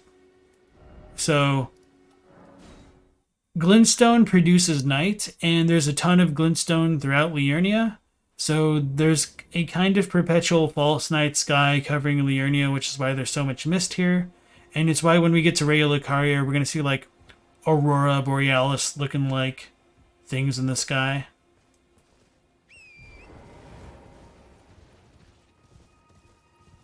What do I think about Gideon's philosophy and his revelation at the end?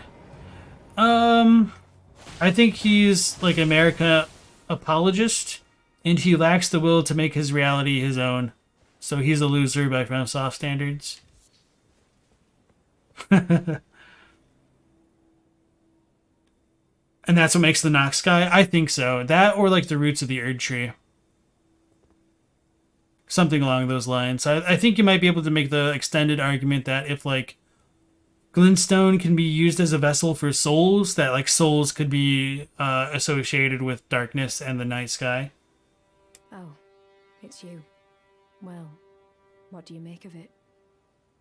What's happened to this village? I witnessed a sight much the same in my infancy. The oppression of the weak. Murder and pillage unchecked. A waking nightmare. Made by men. But this time, I'm a woman grown. And though the suffering cannot be undone, I can still mete out justice. Justice to the oppressors. Let the scars I carve remind them. I am Nefeli Lu, warrior. But this time, and just let the...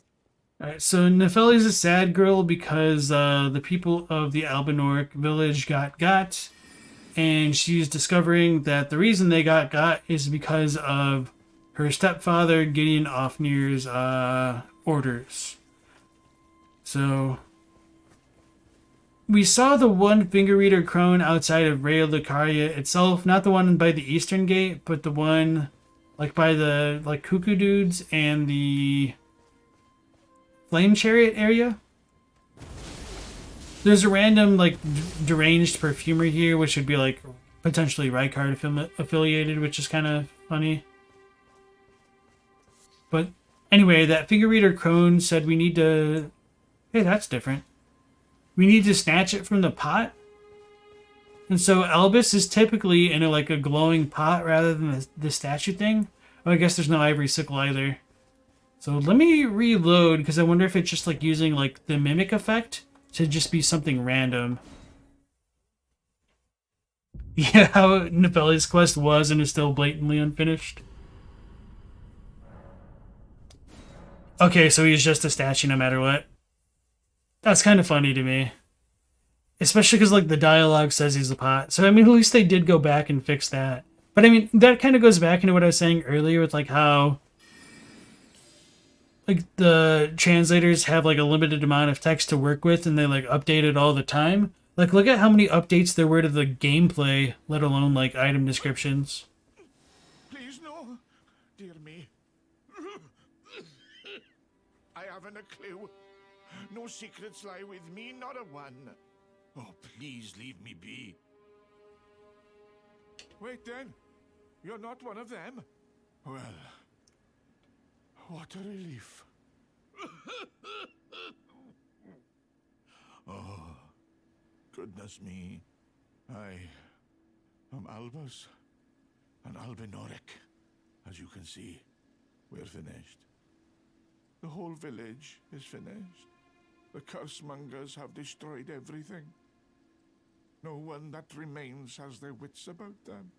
I beg you. Would you look after this medallion? You must keep it out of the cursemonger's hands. Yeah, I had no idea who the hell the cursemonger was. I thought he was talking about like the omen killer. And if you should meet the young Albinoric Latena, then please give it to her.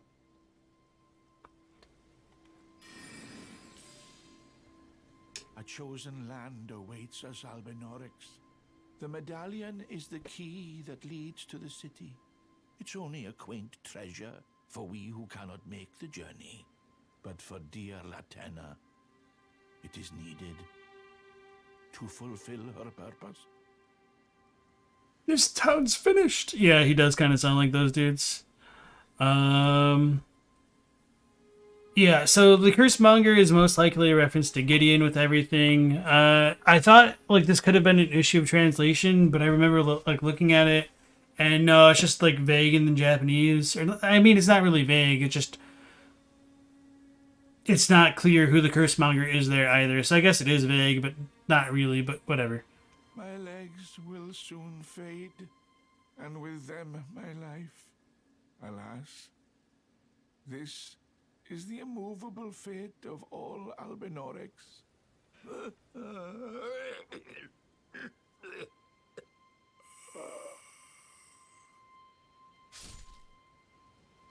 So Albus gets got by his own hubris, I guess. But he reveals some startling stuff about the Albinorics with his admission that, like, they begin falling apart with their legs. So, like, all the old dudes are crawling around because they can't make use of their legs, which is kind of terrifying. Jesus. And, nope. Remy. Sorry, my dog is climbing me. As, he's in the room with me now. Alright. What was I saying about Albus? Yeah, so Albinorics fall apart, at least the first generations do, kind of, because it seems like these men are first generation Albinorics as opposed to, like, the frog-like second generation.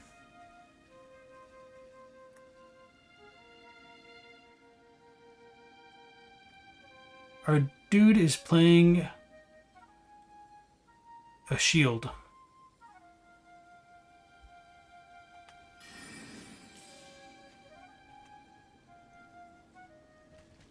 Oh shit. Oh, I stood up because I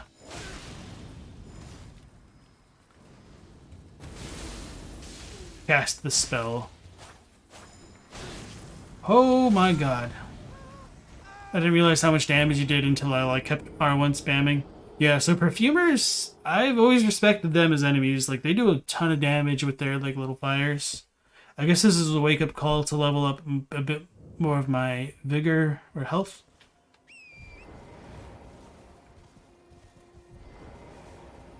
I'm using Hoarfrost because it's faster. And I'm, like, using a lot of time just to talk about the lore, so I don't want to get, like, hung up on the gameplay more than I already am.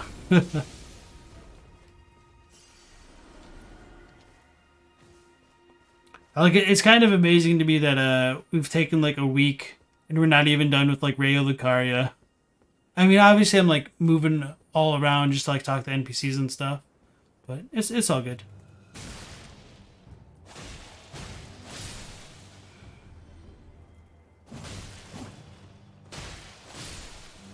And I mean, it's really just like a cosplay technique because the Lands of Reeds dudes, we find them on the mountaintops and like Hoarfrost Stomp, that's got ice, man. It's just all part of the getup. Oh yeah, so wait, where's your sign? We should have been able to summon Nefeli for the Omen Killer over here. So one of the things that I like wanted to talk about with this kind of Omen Killer dude specifically, oh sweet, we got the Albinoric Blood Clot, is that if we go into Celavis's puppet room, there is an Omen Killer in there. So part of me has wondered whether or not Celavis is taking advantage of the situation to implant the Omen Killer there to make things go awry for Gideon's plans, because we can see Celavis summon like Theralina for like the Radon Festival. So I wonder if his plan is to make Nefeli distrust Gideon so he could use her for a puppet in like his big 40 chest brain kind of way. But I don't really think there's enough to like fully lash onto that theory. That's just kind of one thing I want to spread into the community at large, because it's kind of devious enough to make people hate Celavis even more than they already do. Wait, where is the Omen Killer? What? I need my Crucible lore.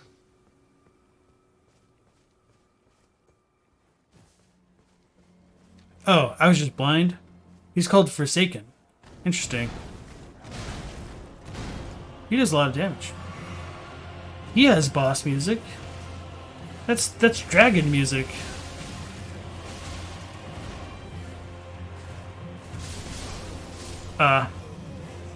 He moves pretty quickly. Okay. So I was just blind. When am I going to get the Sword of Night and Flame? In a while.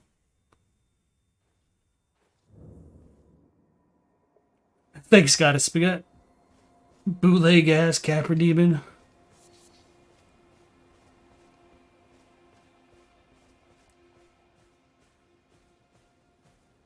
That's nice. You're not saying that because you're biased towards Gideon.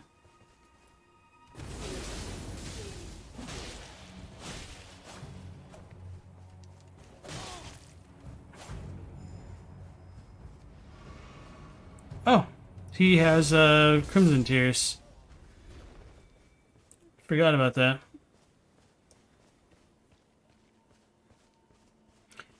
Yeah, and I could also see like Sullivan doing it just to get back at Gideon.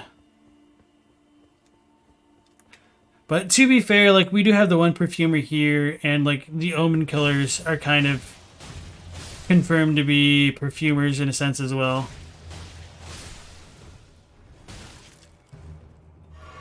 Trying to heal up and use the flask now so I can kill the Scarab. Why didn't I just ride Torrent? Anyway. I was gonna try to pull a smooth one and get that, but still no summon. This is no summon sign for Nepheli. For some reason, I thought that would go around me. And I'll check out the Albinoric Blood Clot once we deal with the Omen Killer and/or the dogs. Wow, he's just really looking at me that entire time. He's got good camouflage on with that brown.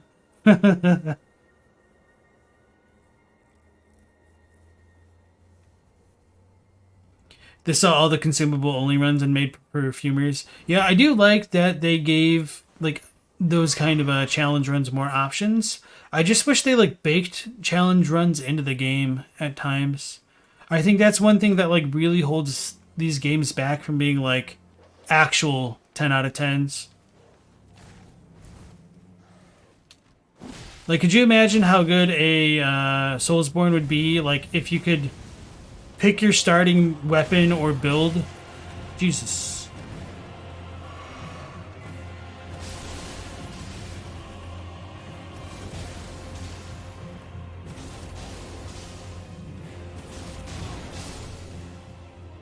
GG no re.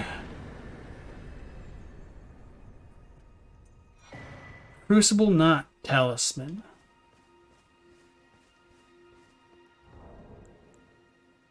Alright, I need to deal with the dogs real quick and then I will be back, so give me a couple minutes here. Be right back. And then this is the kind of noob trap setup killer. If we try to come this way, the boulder comes crashing through, and then you just fight a bunch of Cabra demons, a bunch of Taurus demons, and so having another recycled... Why is that back now? Well, you got by the oldest one in the book. Venom says, when you started this playthrough, you mentioned how obvious the ball rolling trap was, and I thought he's going to fall for it on a second trip to the asylum. I figured he probably didn't have a lot of hits with this Byhander. Wait, what? That's actually really, really funny.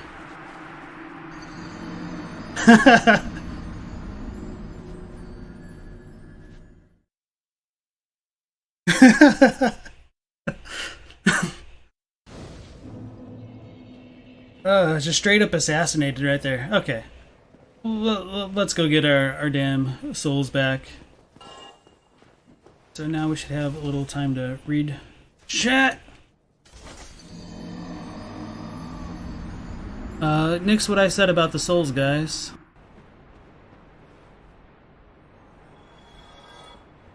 So if I remember correctly, you actually just need to walk off here. You don't run. Because that screwed me up for a while. Well, sometimes I just get stubborn. Which I really shouldn't do on stream. I tell myself not to do it on stream, and then I end up doing it anyway. Alright.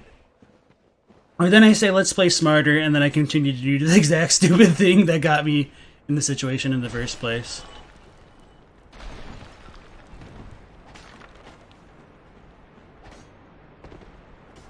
There's our stairs over there. Damn it!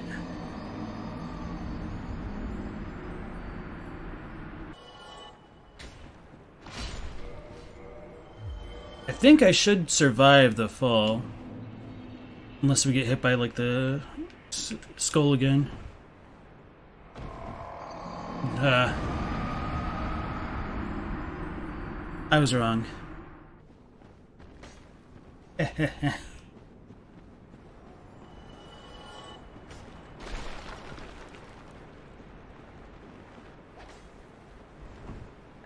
Oh, that jerk.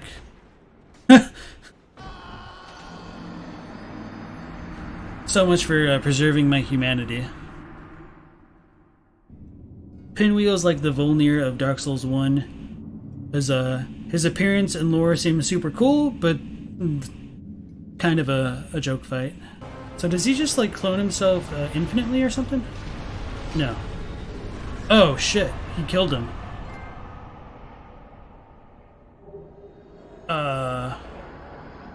Okay. I didn't even see him hit him. The Tomb of the Giants is a pretty scary area, especially on a first playthrough. I'll just go ahead and say it so we get cursed. I do kind of remember the layout of the area, but a lot of the specifics are hard to remember. Byhander, and I think as we start to go down now, we get shot at, if we're not being shot at right now. Okay.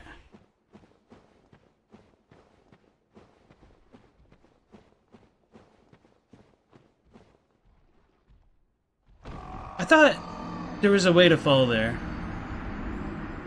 Shows how well I actually remember that layout. Actually, let's try to be smart for once. Wait, I don't think I have any of the prism stones. That's all of my stones are in Dark Souls 3. I think it's a little bit further to the left.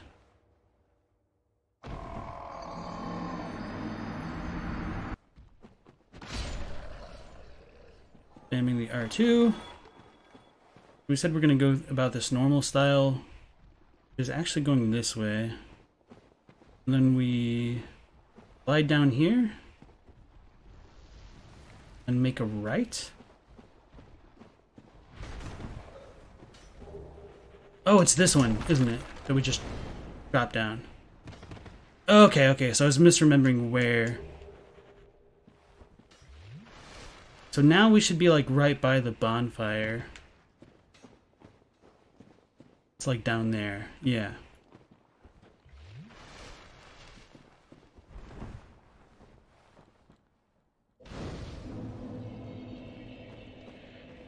See, I do kind of remember where I'm going, I just don't remember the specifics. I almost stepped off the cliff right then.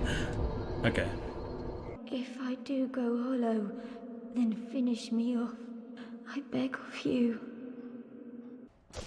But at the very least, with Miyazaki's interviews, I mean, I guess it doesn't, like, dispute the idea that, dragons are abyssal. But, he says, like, where'd she go?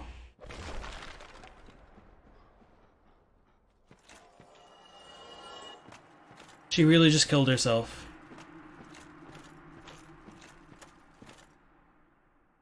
Bruh.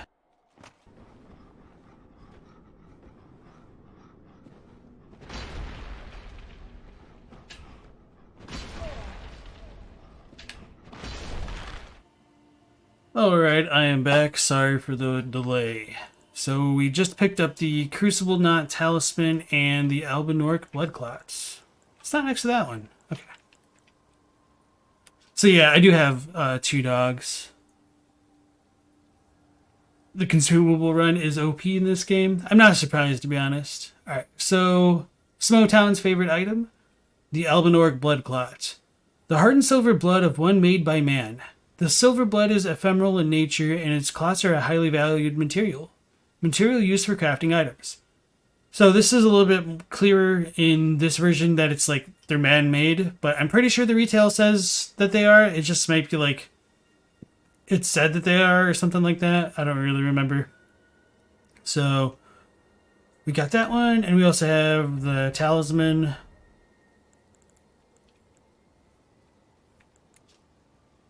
A talisman fashioned from a bony knot that embodies aspects of a number of beasts. Said to have grown on the human body long ago. Reduces damage taken from headshots, because that's super useful. A vestige of the crucible of primeval life. Born partially of de-evolution, it was considered a signifier of the divine in ancient times, but is now increasingly disdained as an impurity as civilization has advanced. So that pretty much confirms that like the misbegotten and whatnot used to be divine or seen that way because the Crucible was kind of the order of the world. But in my opinion, as the Crucible evolved into the Golden Order during the time of Radagon, the stuff associated more strongly with Godfrey, the Crucible stuff with like the Crucible Knights and the Misbegotten, started to become more mistreated as the final sentence kind of elaborates there. Growing on the human body sounds like a tumor. Yeah, so the knot I think is supposed to be a tumor or like a cyst. I don't remember exactly off the top of my head. And then we did get this a long time ago from Anastasia, I believe, in the Smoldering Church. It's kind of like an Ouroboros design with like two scorpions pinching or biting each other's tails. I can't exactly tell. A talisman carried by assassins who strike unseen. Patterned on a scorpion with a shed exoskeleton, its claws seizing a heart with a blessed glow. Okay, so that's a little bit something I didn't realize. Raises holy attack power but lowers damage negation. Alright, so I think there's another dog over here. And I don't remember if there's treasure, just herba. Okay.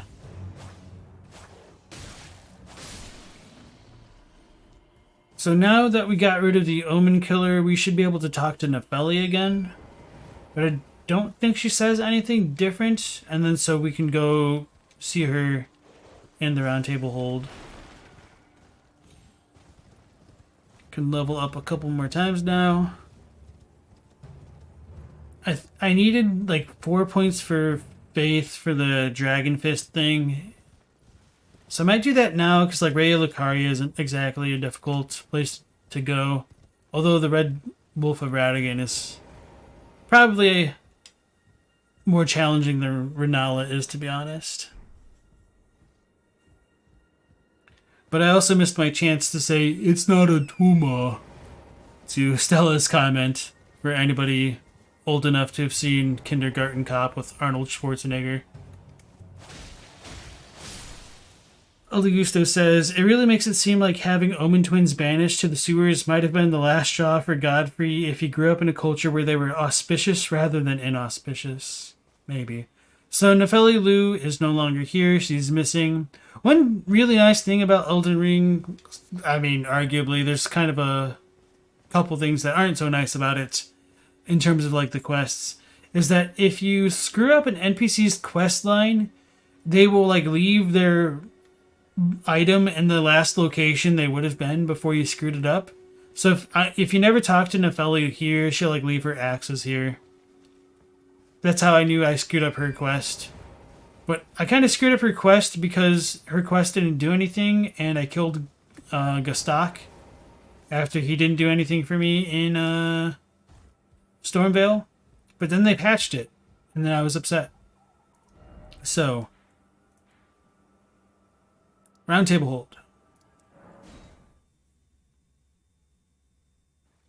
Hold. You've seen Kindergarten Cop?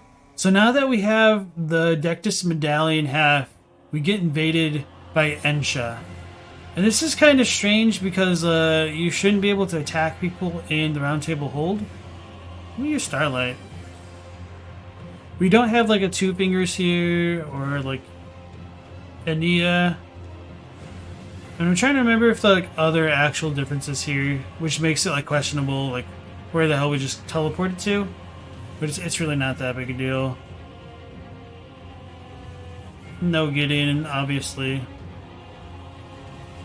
Dungita room closed. So the twins are still there, which is kind of cool.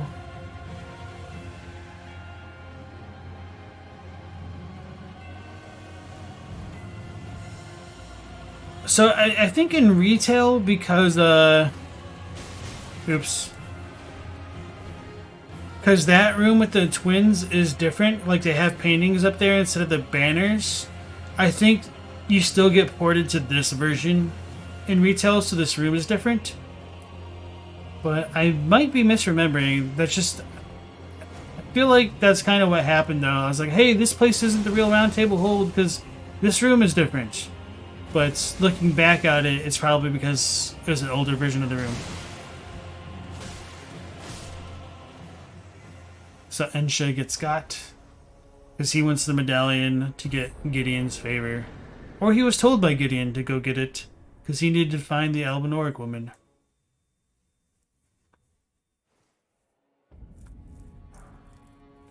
Murder isn't working, that's all I'm good at.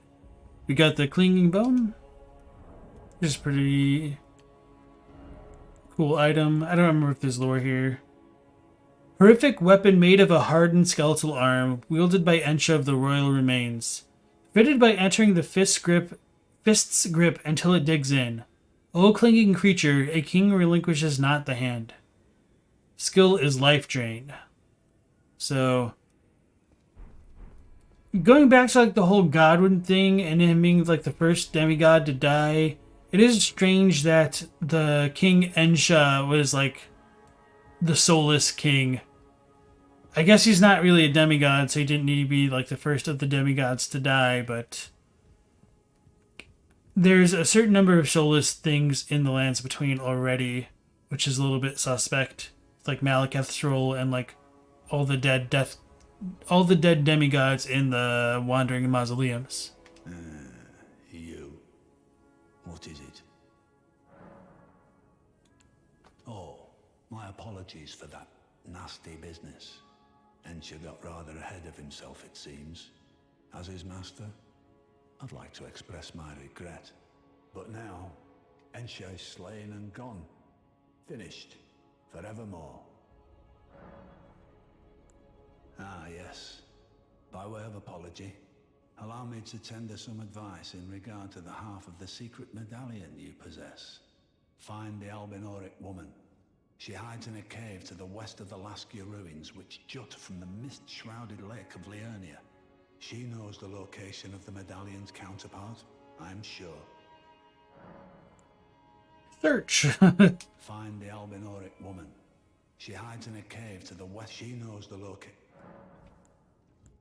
This should be the same. Four more. Nicola, his twin, Luna, and Rania saw if you should alter as such. Okay. So that's that. Now we can go see Nefeli.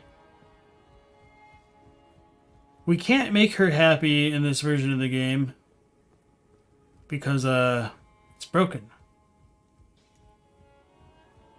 Doesn't exist. Martin's little finger insert, the gall of the prick. Ah, you.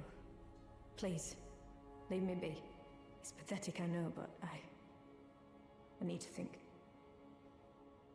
Ah, you. Please, leave me be. It's pathetic, I know, but I need to think. So for her, you need to talk to Roderica and Hugh to get them progressed far enough. I think I should have already been good. Are you here for spirit? Because she needs to be able to compare herself to Roderica as a spirit tuner to get over her depression. Where have you been hiding? I took you for dead. No matter, it's all the same. Lay out your arms then. Alright, yeah, so that should be good. Oh yeah, I could probably not level that one up. Wait, what was I even looking at? Oh, Roger's. Okay, that makes sense. Nope.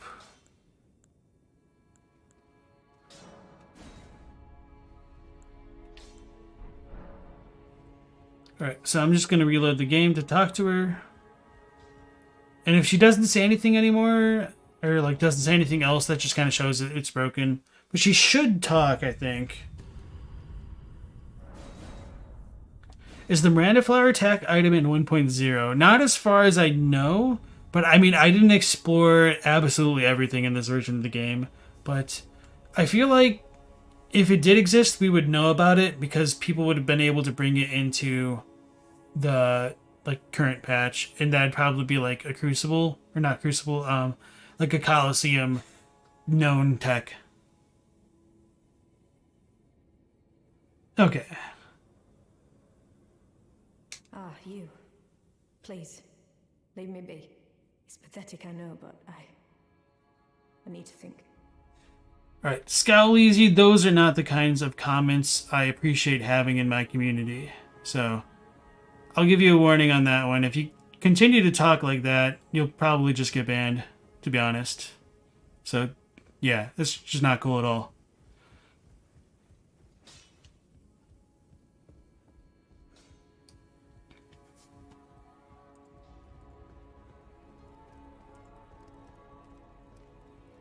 Alrighty, so I even just forgot what she said. Did she just say she needed time to think? Probably.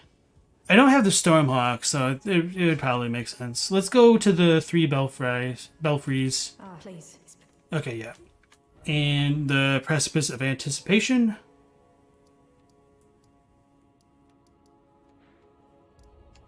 To get our birds and our revenge against the Grafted Scion. And I should level up and or maybe upgrade flasks.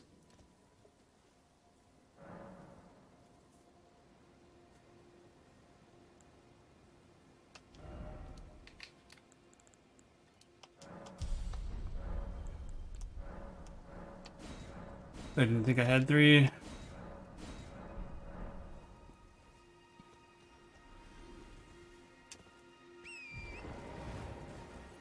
So, should I talk about that now? Maybe. Somebody on the Discord, I believe, kind of pointed this out to me, which I thought was kind of interesting. But aside from this wonky relief sculpture in the belfries, we've got this kind of curtain-like thing hanging over it, and there's a skull at the top, which kind of almost resembles like the Baldachin blessings. Because a baldachin is just like a set of drapes to separate like a bedchamber, I guess. But I don't know if they're actually supposed to be connected, but that's just kind of an interesting observation I feel is worth sharing. And as I'd mentioned before, I've wondered whether this guy in like these roots is meant to be analogous to the kind of person that we can see in the statues in Stormvale, the Round Table Hold, and the kind of Ancient Highway, because that person is also kind of embedded into roots. But there is enough reason to believe that these things could be related to like the old dynasties and predate the Erd Tree as a result of that. So, yeah, okay. We'll just leave that alone for now. Precipice of Anticipation, yep. We do have 2 imbued stone sword keys, or whatever they're called. One from the chest in here, and the other from Celia, Town of Sorcery.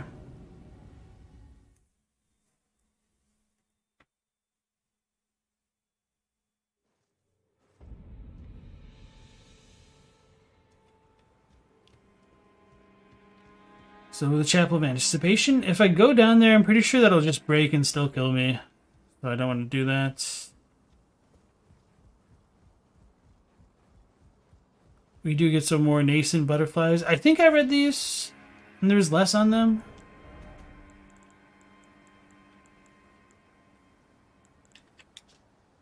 Translucent butterfly, so clear that it can be seen right through. Moist to the touch as though it had just molted. So I don't think I actually read that, but a lot of people like to tie the nascent butterfly to Mikola because it seems like a youthful, I don't want to say like larval, but it seems like a kind of butterfly that's stuck in a state of eternal youth since it looks like it just came out of its molting. So Mikola is in a kind of cocoon. Grafted Scion.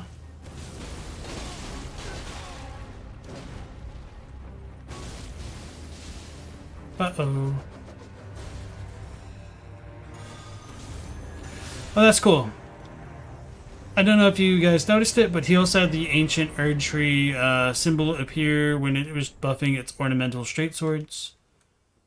So we got the ornamental straight sword and the golden Beastcrest shield, or gilded Beastcrest shield. In the stonework here, we have a depiction of the ancient Erd Tree and the Elden Ring, which does look like the Golden Order's Elden Ring, all things considered, but it is still different from the kind of Elden Ring depiction we see in the Highway. So if you look at this kind of looks like more like a triangle, an equilateral triangle, but there is the fourth ring in between all four of them, kind of. Almost like the Triforce, but slightly different. So not like the Triforce at all then, right?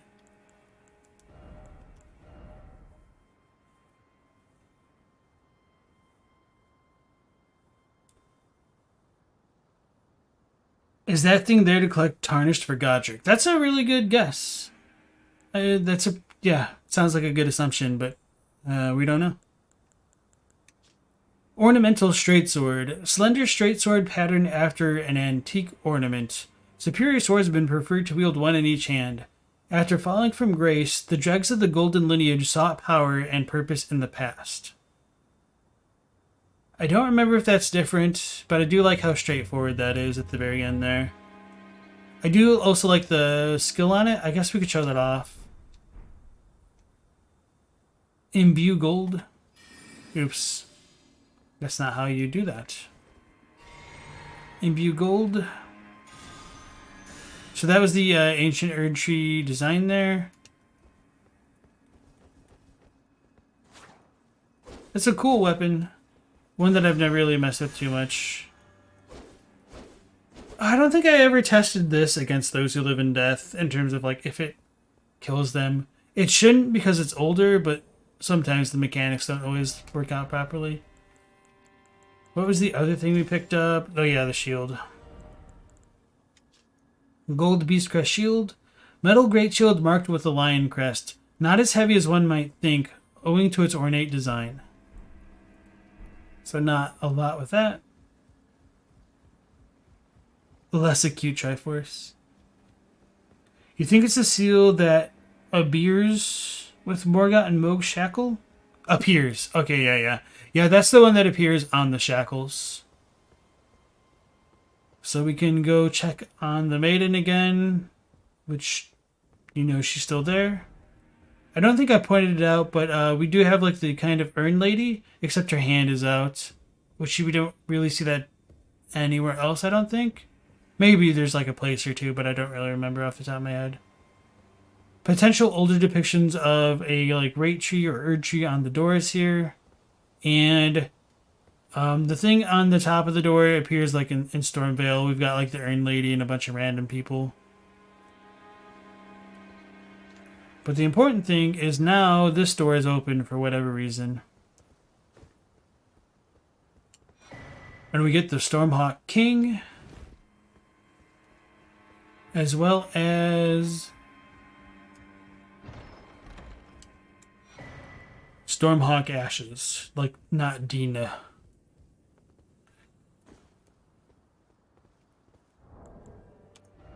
Oh yeah, I forget this one. I need to take some notes.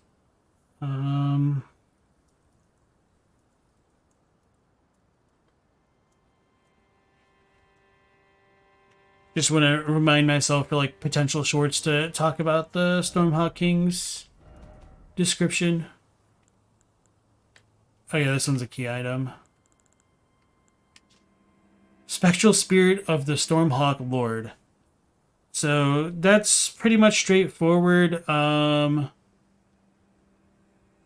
does the retail build say? Oh yeah, because this one's totally wrong in English.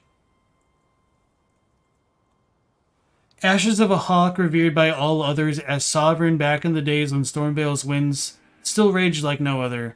The Japanese for that says it was the sovereign of all other Stormhawks specifically, rather than like all others. So that's a pretty big discrepancy. Because some people are like, oh, the Stormhawk, or sorry, the Stormlord must have been the Stormhawk because of like the description, but that's a little bit of an unfortunate situation there. So let's check out our Spirit Ashes. It just says it's a Stormhawk. Okay. So that's that. Let's go back to the round table hold. Maybe Nefeli will have an interaction with the Stormhawking. I kind of doubt it because I'm pretty sure like the quest breaks like at this point. She just doesn't do anything with it. Like Kenneth Haidt doesn't do anything either. Oh yeah, we could go see Kenneth because he didn't say anything like the last time we talked to him. Ah, you. Please, leave me be. It's pathetic, I know, but I need to think. Alright, so that's all you can do with her. I'm pretty sure in this build of the game, there's like actually nothing there. Oh no, I guess there is the one item. Maybe it just doesn't work. We have enough stone sword keys to like spend one. But there's 2 doors, aren't there? So maybe it's the last one that just doesn't have anything. Krampus's black crossbow. But I guess I'm going to check both, because this should be the like assassin booklet, which will be kind of important for saying like, hey, 2 fingers are bad.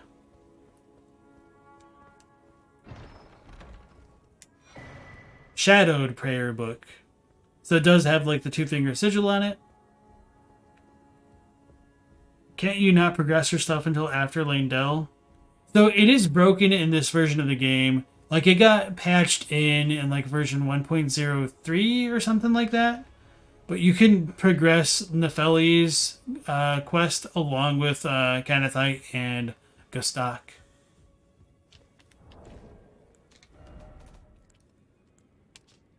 Scroll containing incantations can be given to a learned cleric in order to learn incantations. So this is a 2 fingers book here, so let's give it to Corin. Ah, you appear well then. That is a work of heresy. Its incantations bear no lineage from the Erd Tree. Very well. I'll take it off your hands.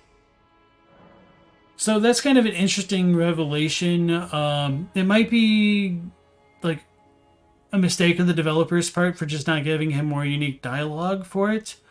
But if on the off chance that it is like actually lore accurate, then the 2 fingers are kind of separate from the Erd Tree based on what he says. And from that one, we should get Darkness, which I guess... Okay, and Assassin's Approach. Okay. Silences caster sounds and negates fall damage. Creates semi-concealing dark mist. May the Golden Order shine through you. So he's a Golden Order adherent.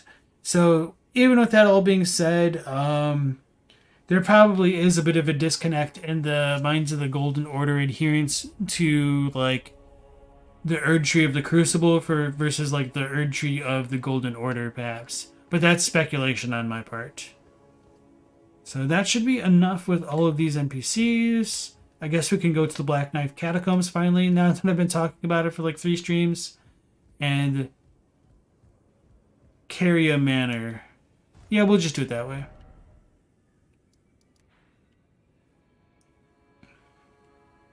And the well done there. The study hall. Okay. Everything's a work of heresy to him. So I'm pretty sure you can give him the Golden Order Principia, or however you want to pronounce that, and he's fine with it. But I'll definitely do that just to like double check. Although I might have footage of doing that already. Oh yeah, we need to kill them. Oh wait. Let's test our little swords.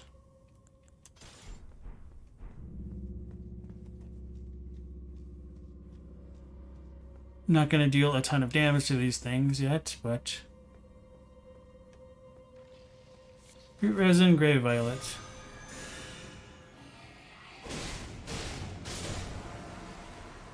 Oh, so that does kill it all outright. That's interesting. It shouldn't technically happen, but I'll take it. So there is a difference between like some types of holy buffs and others. What is in this one? I don't remember. The Black Knife Catacomb? Isn't that like a random... Is that the Rosus axe? Probably.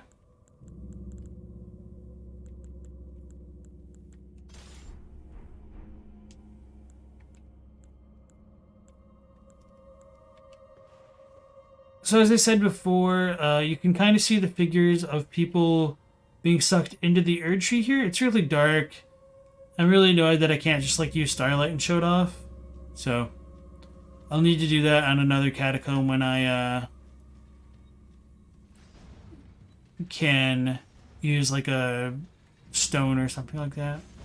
So these are like necromancers, but they're kind of just like still commoners.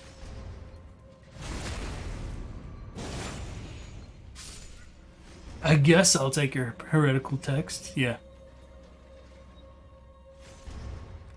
Using your first 3 stone sword keys in that first playthrough is the biggest mistake of that playthrough. 0 out of 10, don't recommend.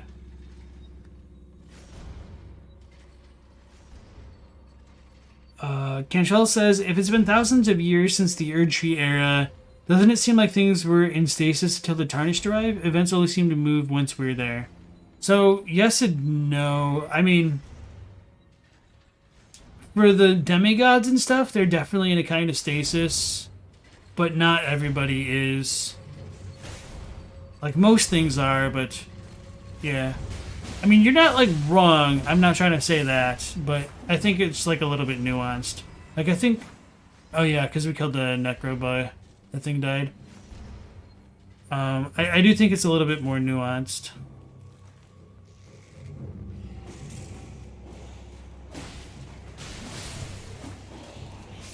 Oh Lord, they're coming. Okay. Things would seem to have resolved themselves in some way in all that time and likely in short order.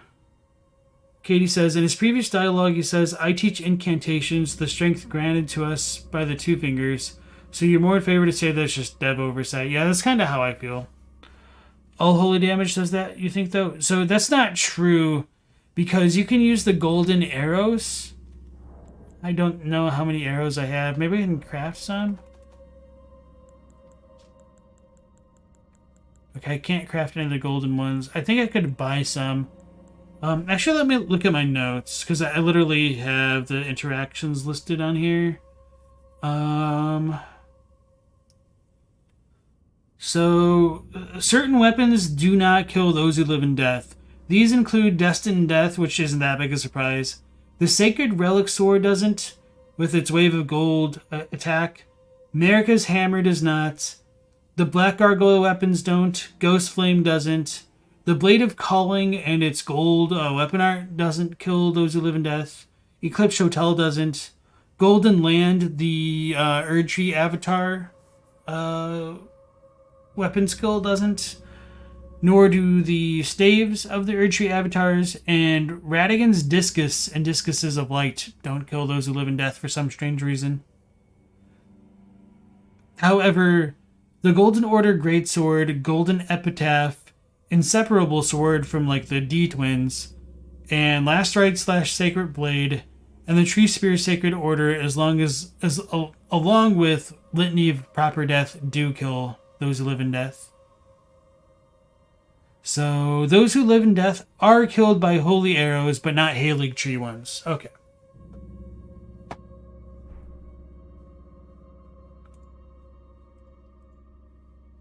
Where's my chat? There it is. Okay. It is the Rosa Axe. Okay, that might be worth getting with my, like, last arrow thing.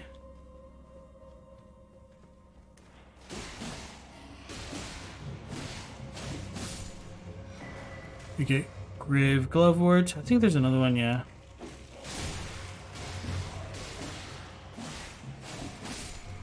So we will have a Black Knife Assassin in this room. I wonder if it's not going to use, like, Black Flame? Or Destined Death Flame, like the last one we saw. We also got some more Glovewort. Just for, like, a note, I was looking through some stuff on the Discord, and Teensith, like, had mentioned that the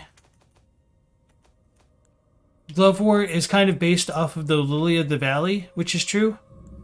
And in Japanese, like the Lily of the Valley is called Suzuran, which Suzu can mean like the bells that they use in like Shintoism to like gain the attention of spirits.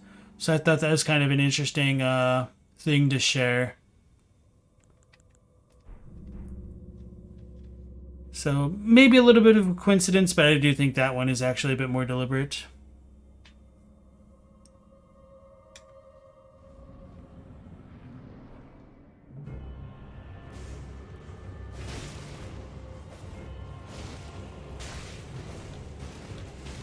So I'm trying to hold back my punches. Okay, so this one definitely uses Destined Death Flames. But that didn't reduce my max HP.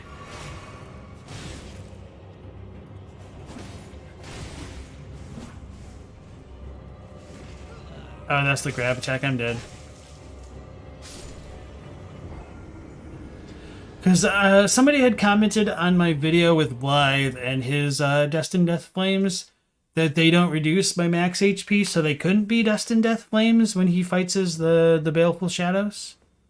But I don't really think that tracks. And obviously we're on this version of the game, so it might have changed, but just kind of taking note of what I can when I can.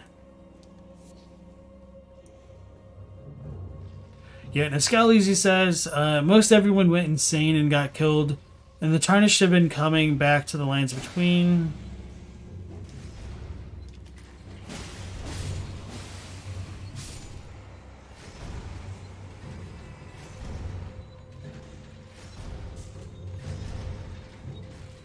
But they're getting hunted down too quickly. I'm just going to run past all these mobs for now. And boy, do I need to scratch my nose now when I can't move my hand.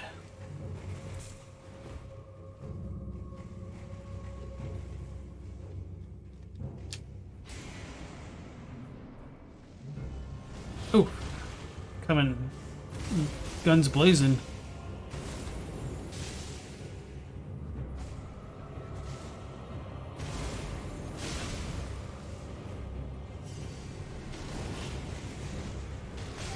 Damn. Uh-oh, things are still getting hit out there.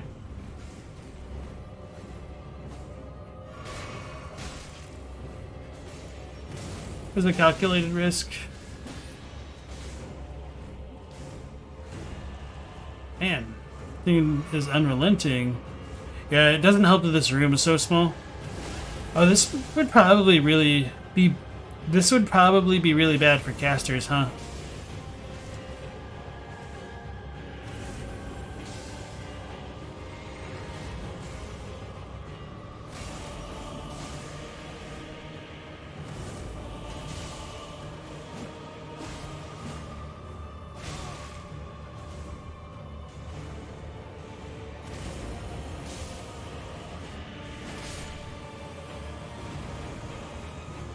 GG no re. Assassin's Cerulean Dagger, and the Black Knife Prints.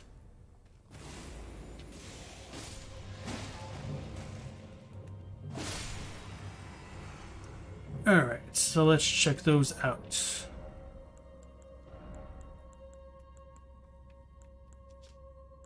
So, same thing as the Crimson Dagger, except it restores FP with critical attacks. So, this charm is modeled after the darkly gleaming blades used in the Night of Black Knives, those which gave the demigods their first taste of death. So I think that's pretty canonical that was like the first demigods to die, but you could make the argument that like demigod could have a specific meaning in terms of like the America stuff. It's just kind of all of a mess, to be honest, in my opinion. Alright. I have wondered whether or not there is supposed to be kind of a parallel between the Assassin Black Knife stuff and the bird stuff as well. These are also like modeled off of like the 7-branch sword, which you can kind of see on the priest's weapons in the Deathrite birds. And there is the one weapon, like the ritual death spear or something like that, that has it as well. So let's check out the Black Knife print. A dagger received from Fia PH. Fia is searching for its owner in hopes of retrieving a stolen stigmata. So stigmata here is most likely a reference to the Jukon, the curse mark of like Godwin. So the way that it like is written in Japanese, Ju like is for curse and Kon is like the scar of it, and like in the way that it's written, it uses the same kanji for like the stigmata that would like be on Jesus's hands from like him being nailed to the cross and not, or like his wrists, I guess. So yeah, that's essentially what it's trying to refer to. But obviously this description is very different. Katie says, you do think it reduces max HP, it's just that there's no visual effect on the UI in this version. There's only a debuff sign. Oh, okay. That's interesting.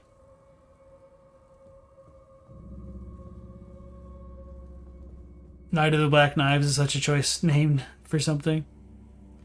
Cute Glasses Waifu says, the phrasing of it reminds them of the Knight of the Long Knives, and you wonder if that was an intentional naming choice. I think so, but I mean, I don't know. And we also don't know if it's like a GRRM thing. It's kind of weird just saying that out loud instead of George R.R. Martin.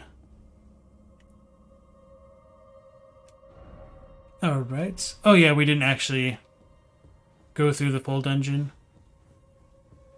So I can't just teleport away. Kind of easy to forget that.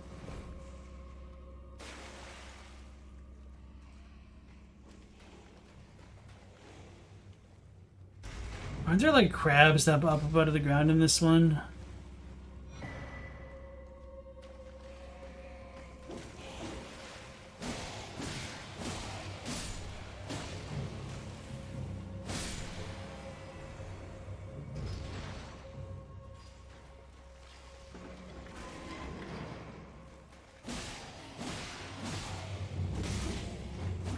That's what I get for trying to be fancy and sneak in an R2 instead of an R1 spam.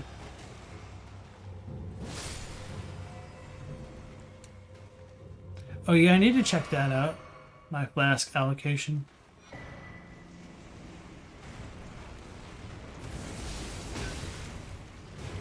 Zoink Scoob.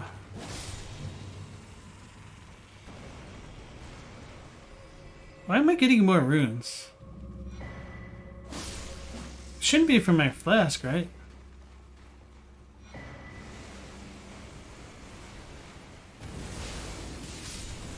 Oh, the one shot did it? Okay. A rune arc? I don't think I've actually picked one of those up yet. Or if I have, I definitely haven't read it. A shard from one of the lower arches of the shattered Elden Ring.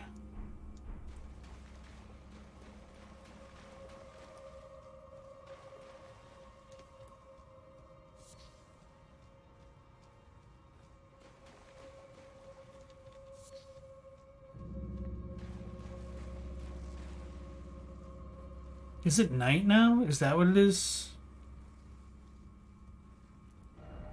No, it's morning. Okay.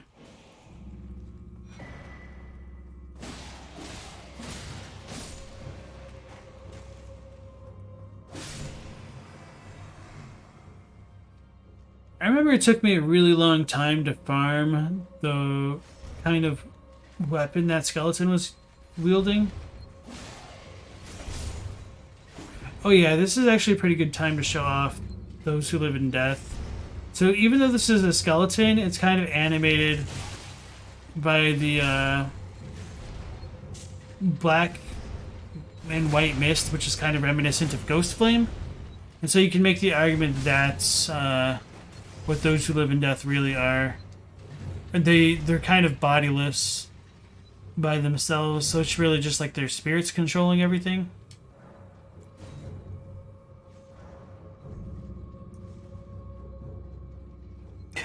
Carpet's a little bit behind on the live stream. It's all good. Appreciate it. Do you feel like the Martin thing you feel like that if it's a Martin thing, then it should have more meaning. You're more willing to believe that Miyazaki would just call it that than a Western writer? Maybe.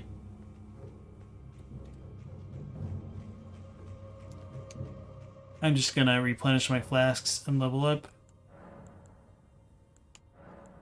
I'm at the physic. No, I do have both. Oh, that steadily restores HP. I thought that was the other half of the other one. I didn't read very well. Or I didn't read so good. Actually, then I'm gonna take that one off.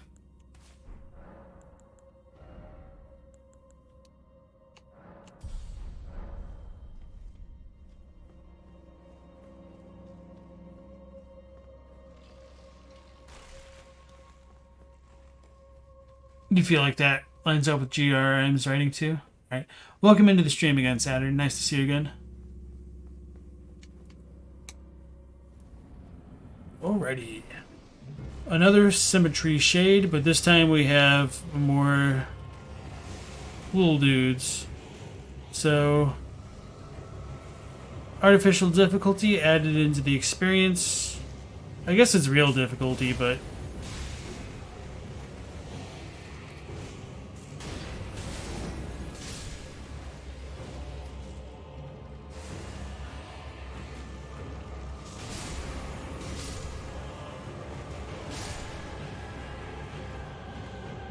I'm kind of tempted to show off like some of the Cemetery of Shades moves, but after killing all the skeletons, I kind of don't want to. Yeah, it does a lot of bleed. I'm gonna die. It got me in my healing animation. I should have just kept attacking. But you can kind of see like the bug on its head. It's real difficulty, it's just not fun difficulty. Which is why I like to use some of these broken techniques that are available in this version of the game. Like, I mean, I could also summon as soon as I walk in the door. And that's just kind of like one way to mitigate some of that difficulty. But I do wish there were a few more enemy types, even if it was just something like them reskinning enemies, like the way that they did with the soldiers. I think they did a really good job with that. Like the Halig Tree soldiers are really different from the Lingdell ones. Get out the wall.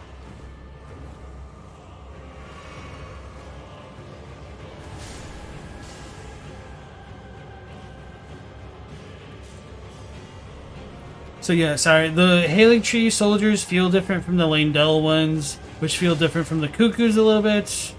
And they are all just like beefier versions of like the Godric ones.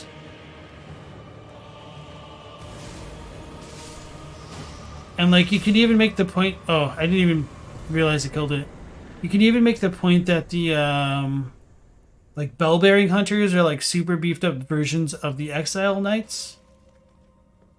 So if they did stuff like that with some more of these other kinds of trash mobs, it might have worked a little bit better, but I don't know.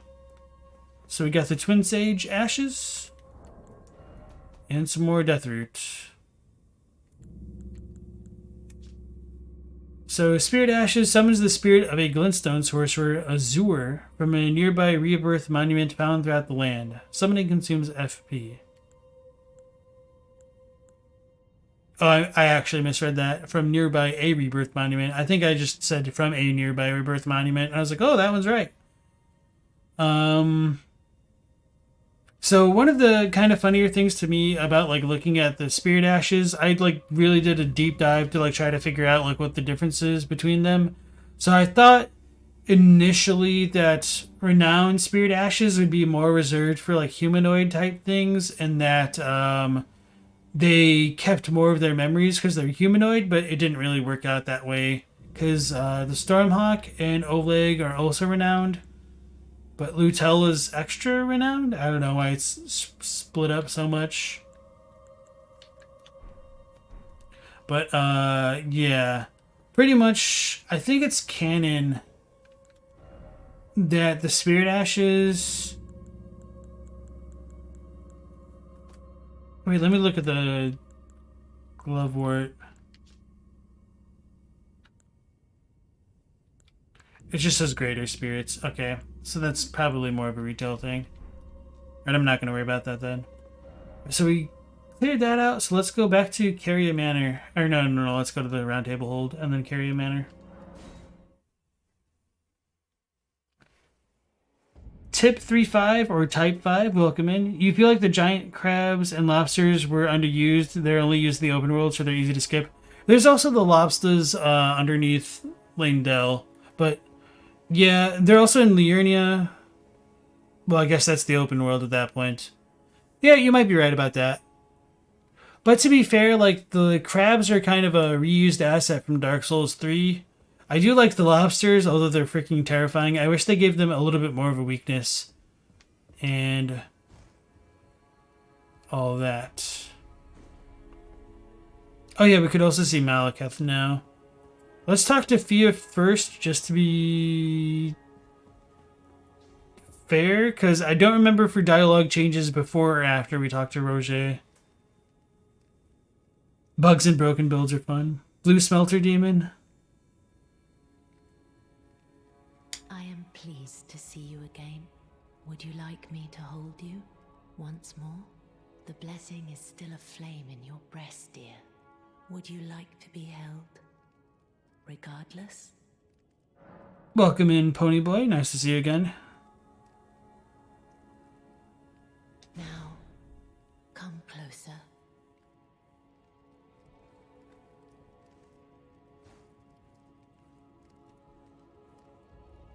Reused asset. How dare I? Am I wrong though? You are so very warm. About the black knife print. Dear Roger likes to the ancient plot. The black Okay. knives we along with you. Then good day to you. Let me out. Let me out. 100% original. Excuse me. Sometimes it's hard to remember the lore accurately. Alright. Oh yeah, and so when I was talking about the Belfry statues, I was also saying, like, I wonder if it's supposed to be this guy or gal. This burnt folk.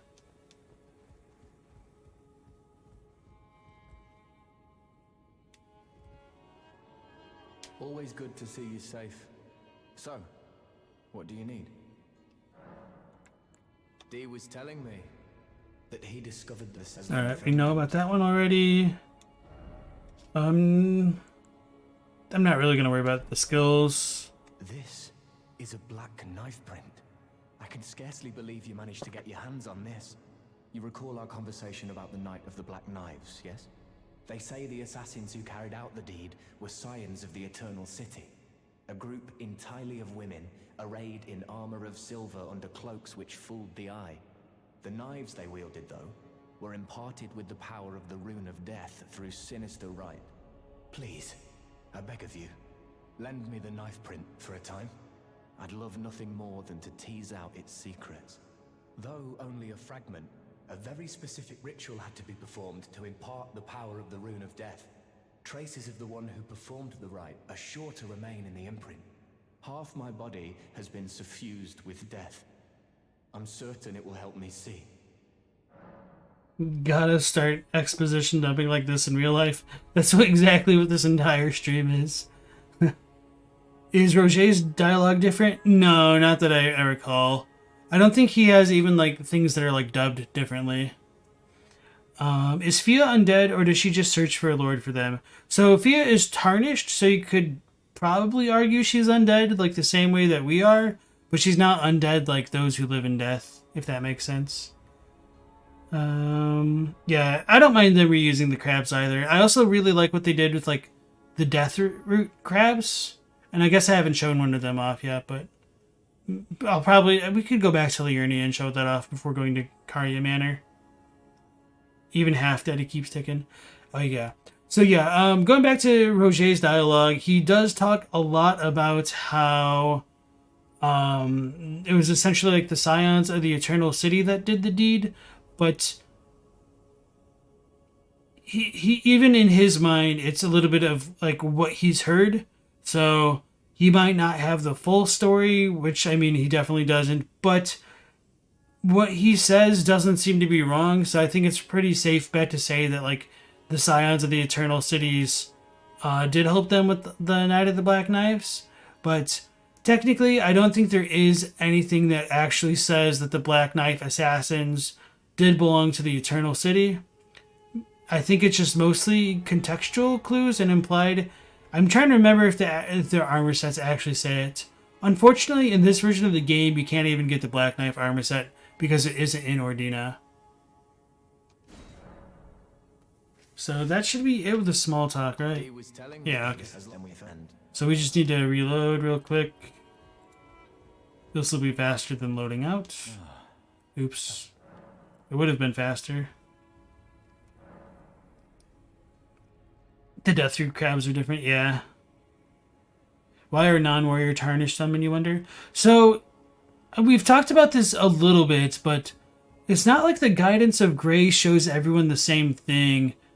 Like, oh no, I guess I more or less talked about that with Stromboli a bit more on his stream, but Vargrim and Wilhelm, who like fight in here, have their Guidance of Grace bring them here, where they kind of get locked in a stalemate of combat against each other.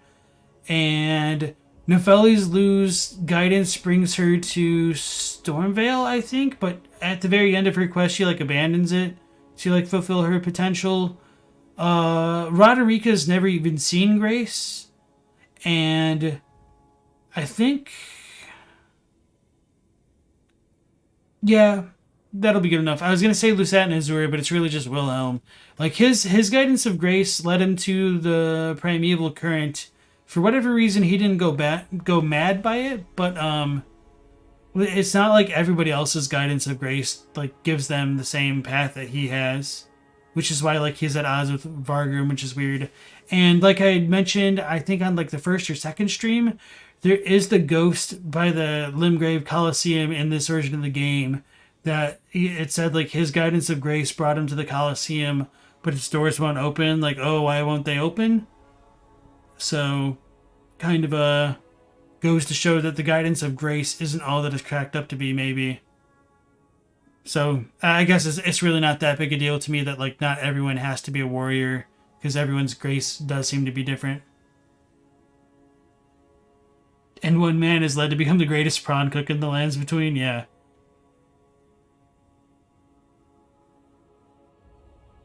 Was there ever an explanation for that one weird set of sleep crabs in the Academy courtyard? Well, there's some sleep crabs in Liurnia, so they might have just taken some from there.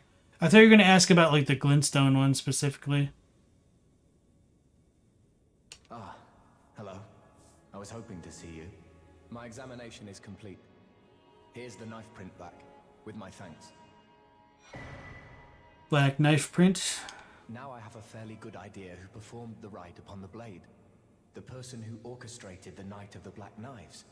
Lunar Princess Rane. One of the children born to King Consort Radigan and his first wife, Runala. Demigod and sister to General Radahn and Praetor Rykard. Hers was the name I discovered in the imprint. Truly, you have my thanks. But if I might be so bold, I would like to ask something more of you. If Rani truly is the one who plotted that fateful night, then she should bear the curse mark of destined death somewhere upon her flesh. I would like you to procure it for me. And then all will be laid bare. I will have the answers I have sought for so long. Don't fret. It is entirely in accordance with the Guidance of Grace.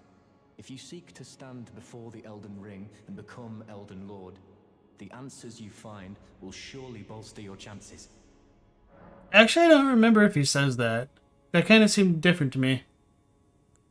But I guess I don't always pay super close attention to that part of the dialogue, to be fair. Wait, why do I know that already?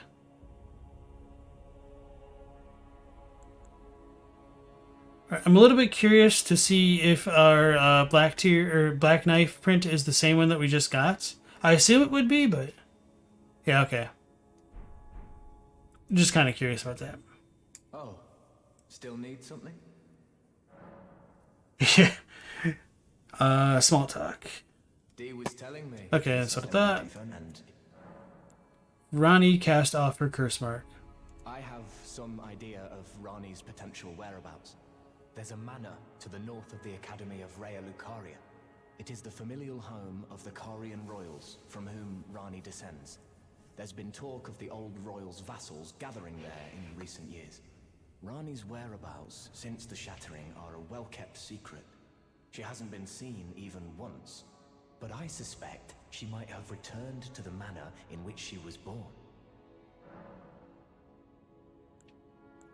I forget that sometimes, like, the questions or, like, the dialogue options are supposed to, like, come from the perspective of the person we're talking to, which has always been a little bit weird to me, but anyway. Jay Moore asks, do I think the Black Knife assassins being from the Eternal Cities is supposed to be purely a description of origin, or implies something beyond that? That's a good question. I do think since we have the rumors of them being close to America and or potentially being Newman, that you could read something beyond it, but I'm not entirely sure. But I think for the most part, it's just easy enough to take it as a description of origin.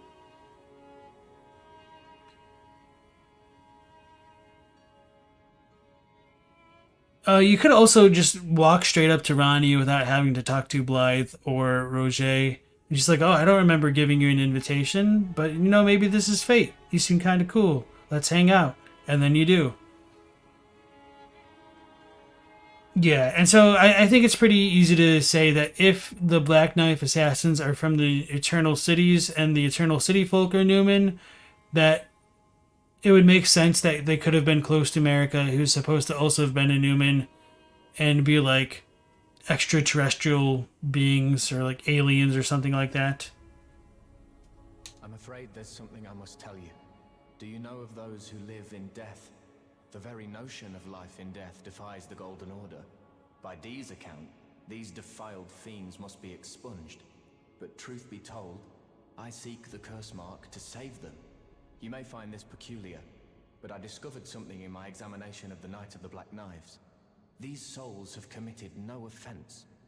They have every right to life, only they happen to touch upon a flaw in the Order. So that's some really big lore that's a little bit obscured in translation there. When he says they've committed no offense, they have every right to life, they've just touched upon a flaw in the Golden Order. The Japanese is a bit more explicit and says that the dead are trying to live earnestly, or like they're desperately trying to live, and that's the reason why they've touched upon a flaw in the Golden Order. And when you take that in conjunction with like some of the ghosts where they say like refusing the Erdtree's call to return through the roots and whatnot is despicable, that just shows like people want to live so badly that it just kind of prevents them from passing on in the current iteration of the Order. And that might be a consequence of Godwyn coming back and reintroducing Deathroot into the world to create those who live in death, but it might have also just been a consequence of the Rune of Death being removed. So with that being said, it is said that those who live in death only came into being once Deathroot came into the world. You could make the argument that those who live in death were not a result of the Rune of Death being removed from the Elden Ring, however you might take that. And so I think that it's because things would still die during the Golden Order, but death essentially meant just being sucked into the Erdtree, like their souls or their wills or their memories or whatever. And so now that the shattering has happened, I think it's caused the Golden Tree in Leyndell to be disconnected from its roots, because it's like all tilted over and sideways. And that's kind of what I think Deathroot is implying. And so since the Erdtree's roots are no longer connected to like the minor Erdtrees, it can no longer suck up the souls. And since those souls have nowhere to go, they're just kind of stuck in the limbo of living in death. So that's just kind of my perspective on it. And you can agree or disagree with that as you will.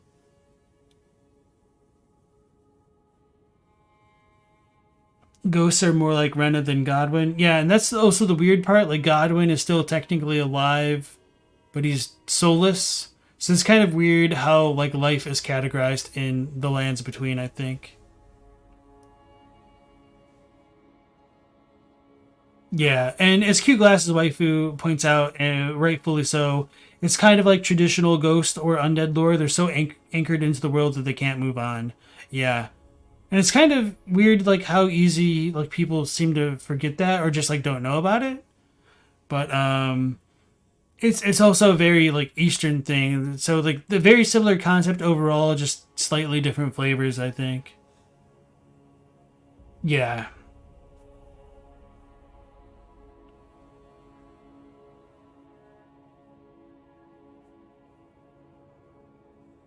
FromSoft made a whole series about helping ghosts move on. Echo Knight.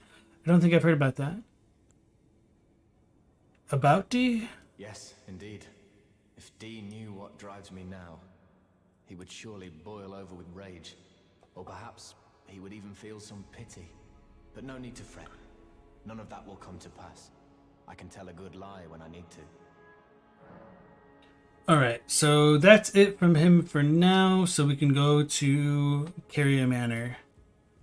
And then I think I'll stop once we speedrun through like up to Latenna, probably.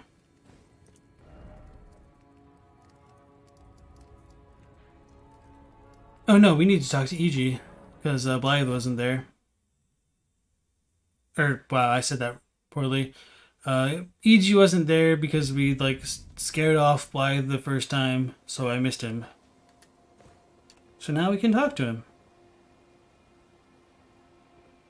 A troll boy with a tinfoil hat. Well, look at you. We don't receive many visitors. I presume you are tarnished? What brings you here? Oh, pardon me. It's hardly my place to ask, is it? I am E.G., a blacksmith who once served the Carian royals. An old codger who refuses to retire his rusty hammer.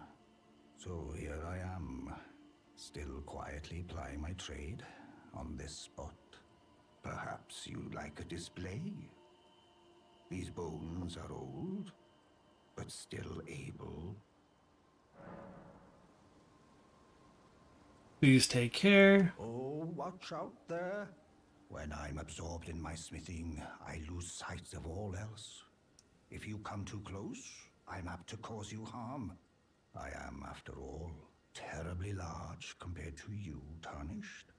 You don't know how hard it is not to break anything while I work. Brave Tarnished. A word of warning, if you please. This territory once belonged to the Carian royal family. Their manor lies not far beyond this point. When the Raya Lucaria Academy turned on the Carians, the Knights of the Cuckoo descended on this tract. After leveling it, they carried on to the manor. The Carians were taken off guard, but their strength had not waned, and they repelled the Knights' onslaught by conjuring an enchanted snare that remains potent to this day. That is why I say, Tarnished, don't go near the manor, unless you wish to lie with the corpses of the heedless Knights of the Cuckoo. I've explained the peril of the enchanted snare that remains at the Royal Carian Manor. Whatever you do, brave Tarnished, stay away from that death trap. So before mentioning Blythe's name, he doesn't sell the Carian filigree. Hopefully he still does in this. So Blythe sent me. Blythe actually did that. Did he? Quite a rare occurrence for such a guarded soul as he. Perhaps he sensed something unusual about you. At any rate, if you're friendly with Blythe, I've a few more things that might suit you. Alright, so now we get the Carian filigree crest. A talisman adorned with the Raya Lucaria crest lowers FP consumed from skills. So in the retail version of this game, it says, let me look it up exactly so I don't like misquote it.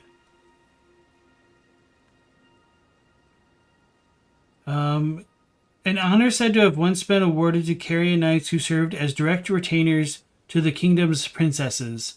Now there is only one princess, Rani, daughter of Renala. So that is really interesting because that kind of confirms that there were other princesses at some point, and I think there's another like Carian weapon skill that says it was used by the princesses. So at one point in time, there were other Carian females that aren't ever really mentioned anywhere. So you could potentially like list them as soulless demigod candidates, I guess. But setting that aside, what happened to them? Did they die during the shattering? Do they still exist? We don't. I mean, I guess like that description said that they wouldn't still exist. But why don't they still exist is another question that we have. And, of course, going into the Caria Manor and beyond it, we do run into the Three Sisters rises. So, were those sisters Carians? It would seem so, since the Carians control the area, but we don't really know. They could have predated the Carians. Alright, that should be good for there. Still out of hard smithing stones. And he uses like the troll hammer, which does fire damage innately. Which is kind of fun. Alright. The royal family's bound to be big. Ronnie murdered them too. Q Glasses mentioned on the server earlier the prisoner may be either closely linked to or outright part of the Carian royal family.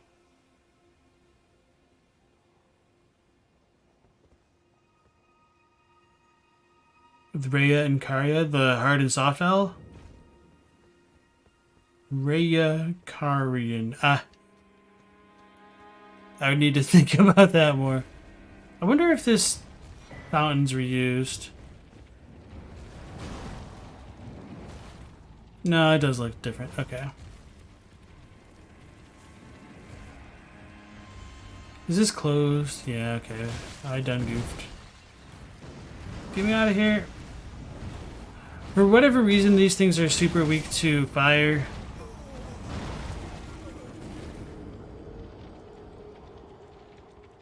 And they are finger creepers. Many people believe they're made by Rykard because they have many rings on their fingers, which are kind of similar to the ones that Rykard has on. In the Carian Manor, we also have like the Primeval Current statue lady. Quite a bit.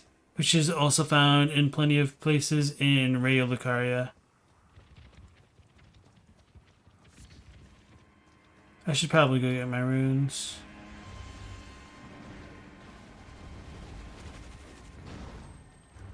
But I remembered this thing.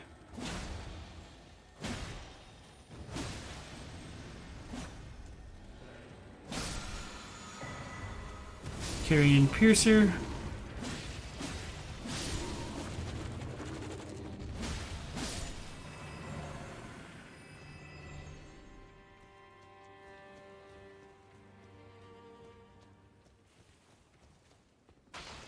Is that the one we have to come out from the inside?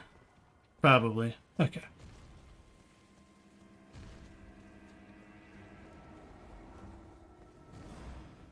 It's casting its spell at us.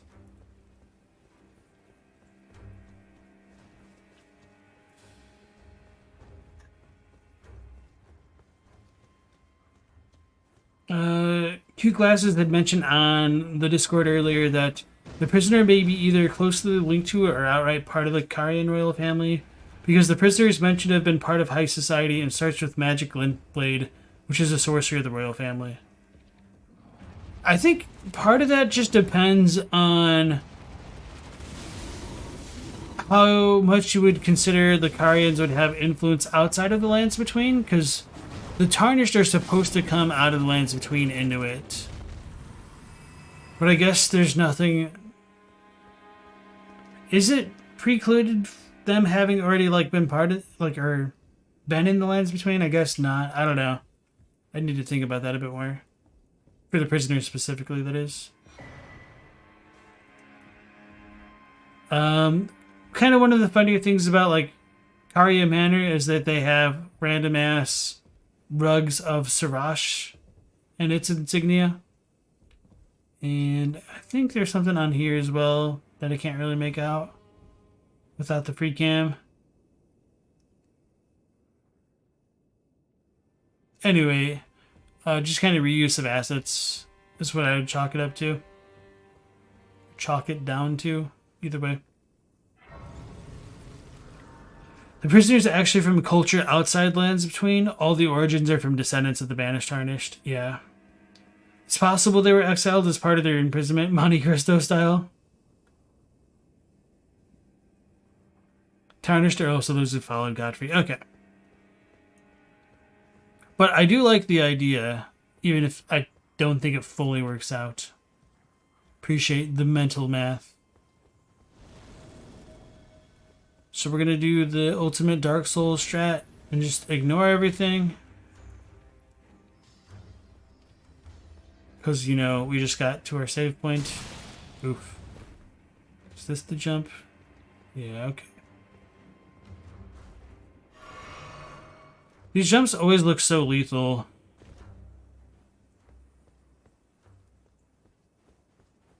When they're not.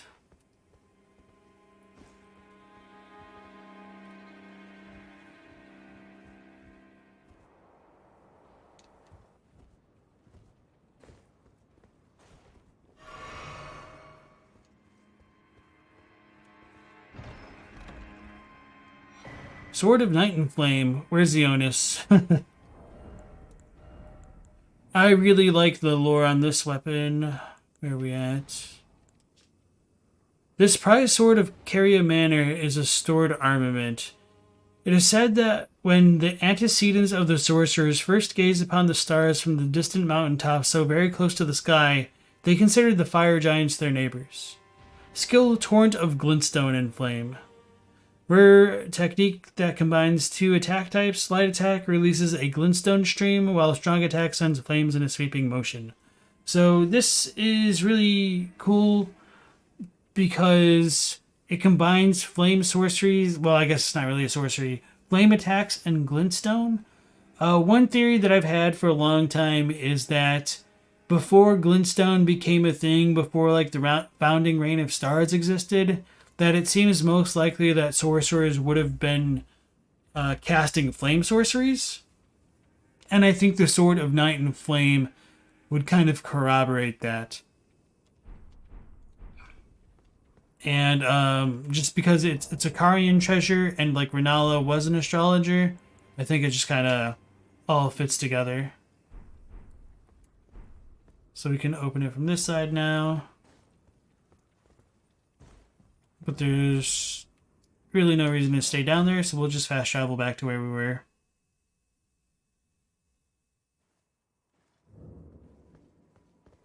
They would be lethal if it was Dark Souls 2. Say what you want about Dark Souls 2, but it probably has, unironically, the best jump of any Soulsborne, at least in terms of distance. If it's Demon Souls, you take like 5% damage.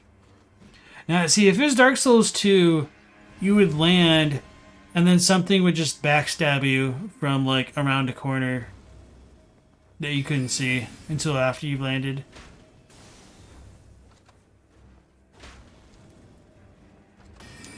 And then like as it backstabs you, I think you guys probably had the proper mental image.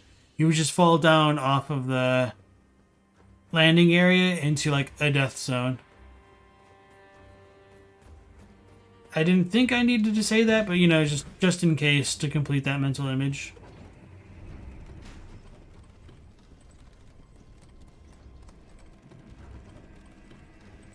Yeah, and it is unfortunate that like some of that kind of lore information about like the Tarnished not being a first generation Tarnished has to come from an interview.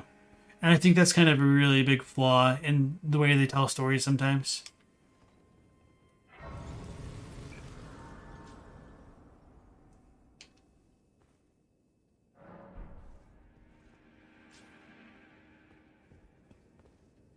Now I'm pretty sure fall damage, or wait, it depends which game Katie is talking about, but yeah, it's not flat damage. I think Garden of Eyes made a video about how it works, but it's just like 20 meters is death. And I think like when you're 16 and above, it just scales based on that framework. Speaking of fall damage, we get like a pseudo Jarberg down there. I don't remember if there's actually any really good items worth going to get down there. I probably shouldn't screw around here too much. Loretta's actually pretty difficult because I can't bleed her. And she's very mobile.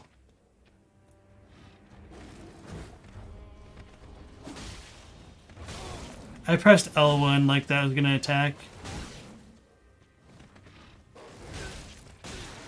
Man. That was definitely all me. Like, I'm not gonna defend that poor play.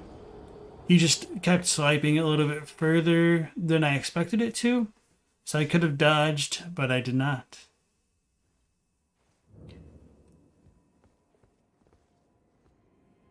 Oh, it's all good, Pony Boy. Yeah, I don't blame you for missing the interview. Spaghetti says, wait, if Destined Death is removed from the Elden Ring, does that infect the entire world or just the lands between? Do you have anything that could touch on that? So we don't really have anything that touches on that. We just kind of have an assumption that if, like, Enia is right and, like, the intro stuff is correct, that, like, the golden... Sorry, not the golden, but, like, the Elden Ring is, like, the wellspring of all joy and the anchor of all lands, then it would seem like its effect or influence would affect more than just lands between and the outer lands as well. But we don't actually know. But with that being said, we do have like confessors and people outside the lands between who do follow the religions of the lands between. So it seems like it should affect that far out, but it's all really speculation at the end of the day. So coming up here, the placement of the enemies is a little bit different. Like the guy at the top of the steps can see you, and like the page is right there. Or no, there's two of them. I think he's more centralized. And retail. Why did it lock on that way? That's annoying.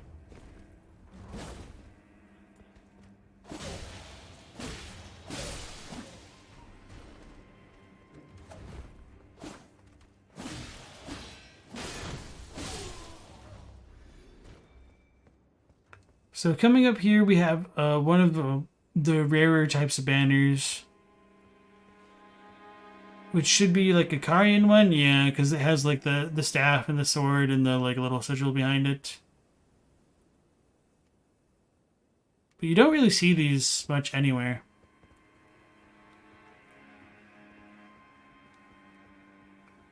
You think the lands between affects the rest of the planet, and you think there are other worlds with like equivalents of the lands between.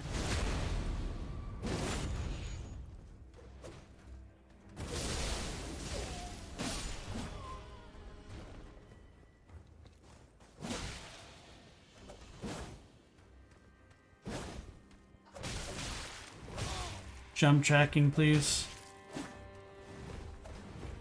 Don't shoot me.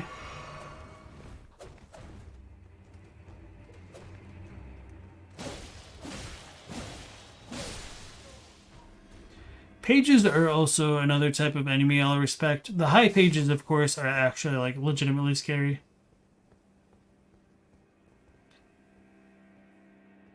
You don't think Destined Death is death, and when you talked on the Discord some time ago? So yeah, like going back to the whole concept of Destined Death, I've wondered if Destined Death specifically is meant to be like soul death as opposed to body death, and or both. But it's been kind of messed up because like Ronnie stole half of it. Yeah, and like it could relate to Samsara, as El Gusto says. Lands Between is basically the otherworldly land of gods like Lordran. The rest of the world seems to have magic, but is a smidge less fantastical. Maybe. Alright. So Loretta might beat the crap out of us. Maybe I want to put on the Twin Blade. I don't know.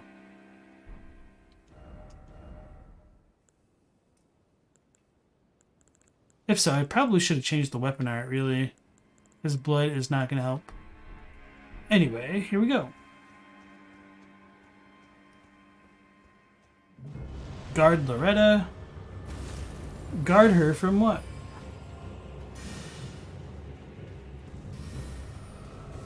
It's unfair that she can summon her horse, but I can't summon mine. So, despite not being able to proc bleed, like, Hoarfrost Step still does a really good amount of damage because she's a big boy.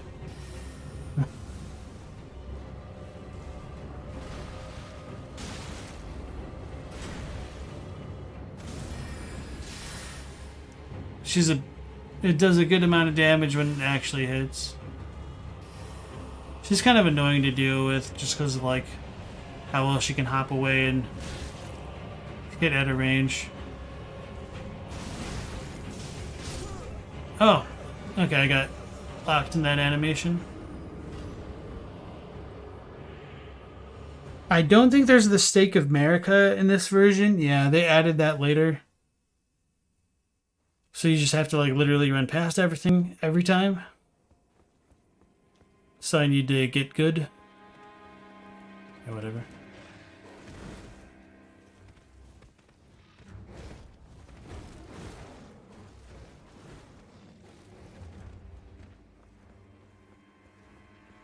Oh, one of the fun. Oh, we didn't go see Latenna.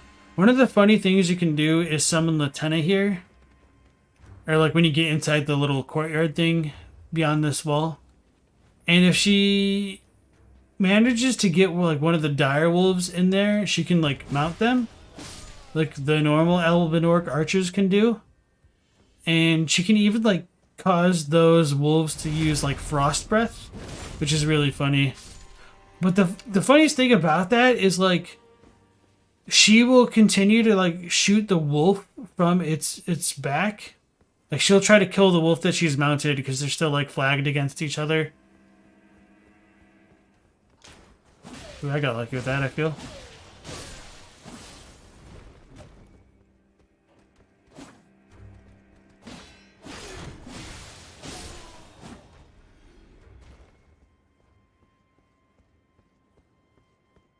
You think it's like Skylights, welcome in. You think it's like Valinor and Lord of the Rings?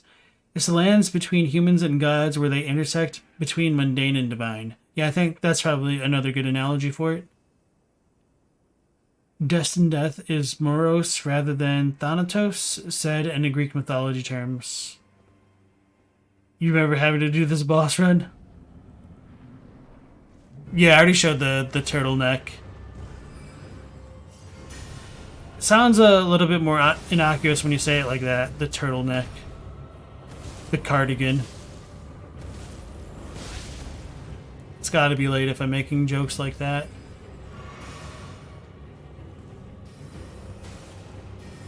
Not that my normal caliber of joke is much higher, to be fair.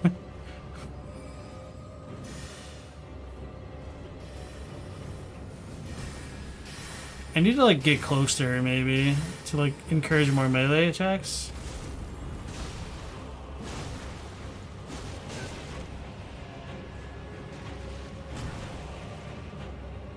I do kind of like how deceptively long ranged a lot of like the polearm type attacks are. Like Loretta's and Moog's are pretty good about that.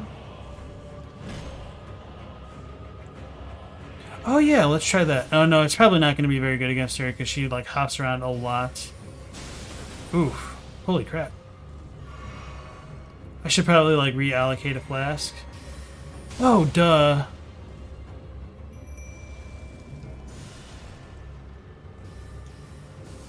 Actually, that'll not be super good.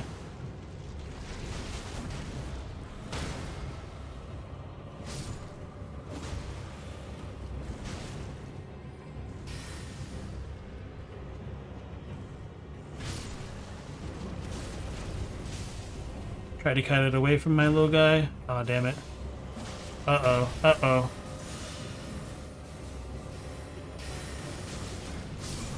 That sucks.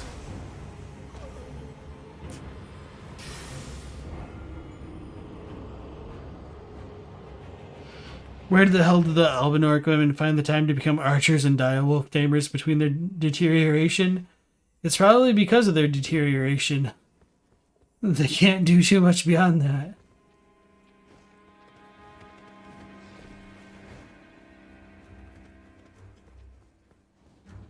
Laughing makes it hard to go to sleep to this. The sad thing is, I apparently have a very soothing voice. I say this as somebody who's fallen asleep to replays of my own streams, because they have a soothing voice on them.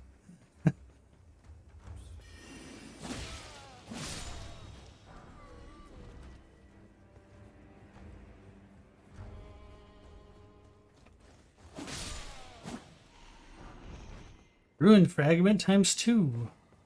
Should probably like kill that troll for its drop sometime.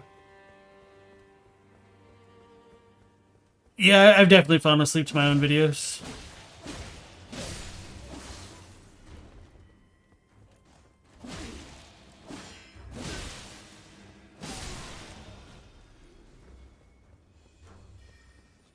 You missed the turtleneck chat because you fell asleep when I found it, whatever stream that was.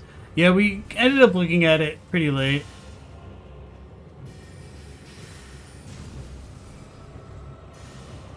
Can she just like chill a bit? Apparently not. She has 0 chill. Oh god. Better them than me.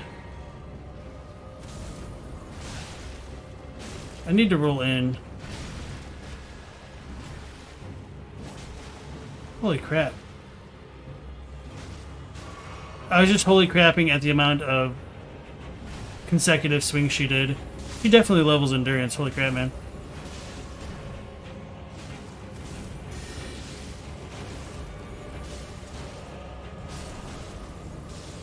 I don't know what kind of sorcery she did.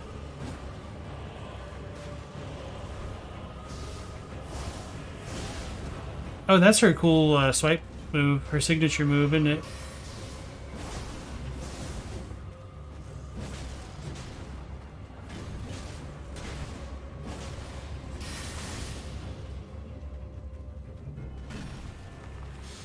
Can't see, I'm running away from that.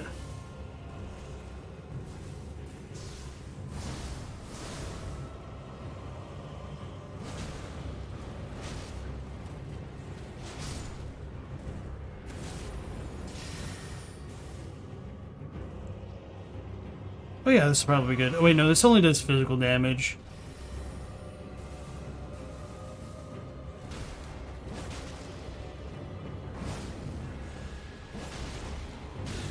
Sculla, bro, you finish it.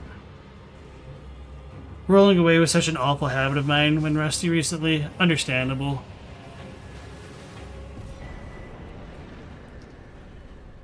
She spaces really well, to be fair.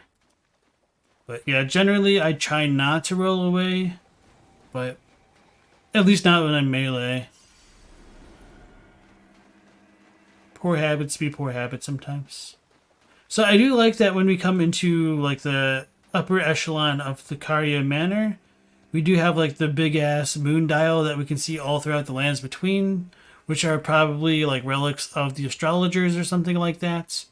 We can't really show it off here. Probably the best one to show off without the camera mod would be in Rayo Lucaria. But there are like phases of the moon on the things. So what did she just drop? I actually wasn't paying attention. I think she drops the sorcery at that point. Yeah, Loretta's great bow. Fires piercing shot from a glintstone bow. So not a whole lot there, unfortunately.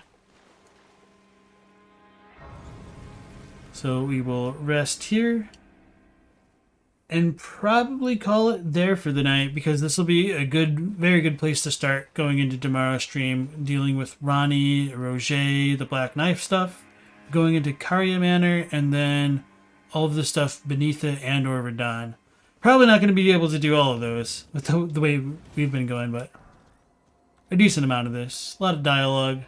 So, alright everybody, once again, thank you for participating in the stream, whether you're just lurking or commenting. I appreciate both of those.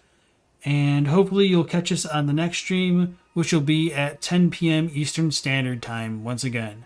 So, take care until then. Last Protagonist out.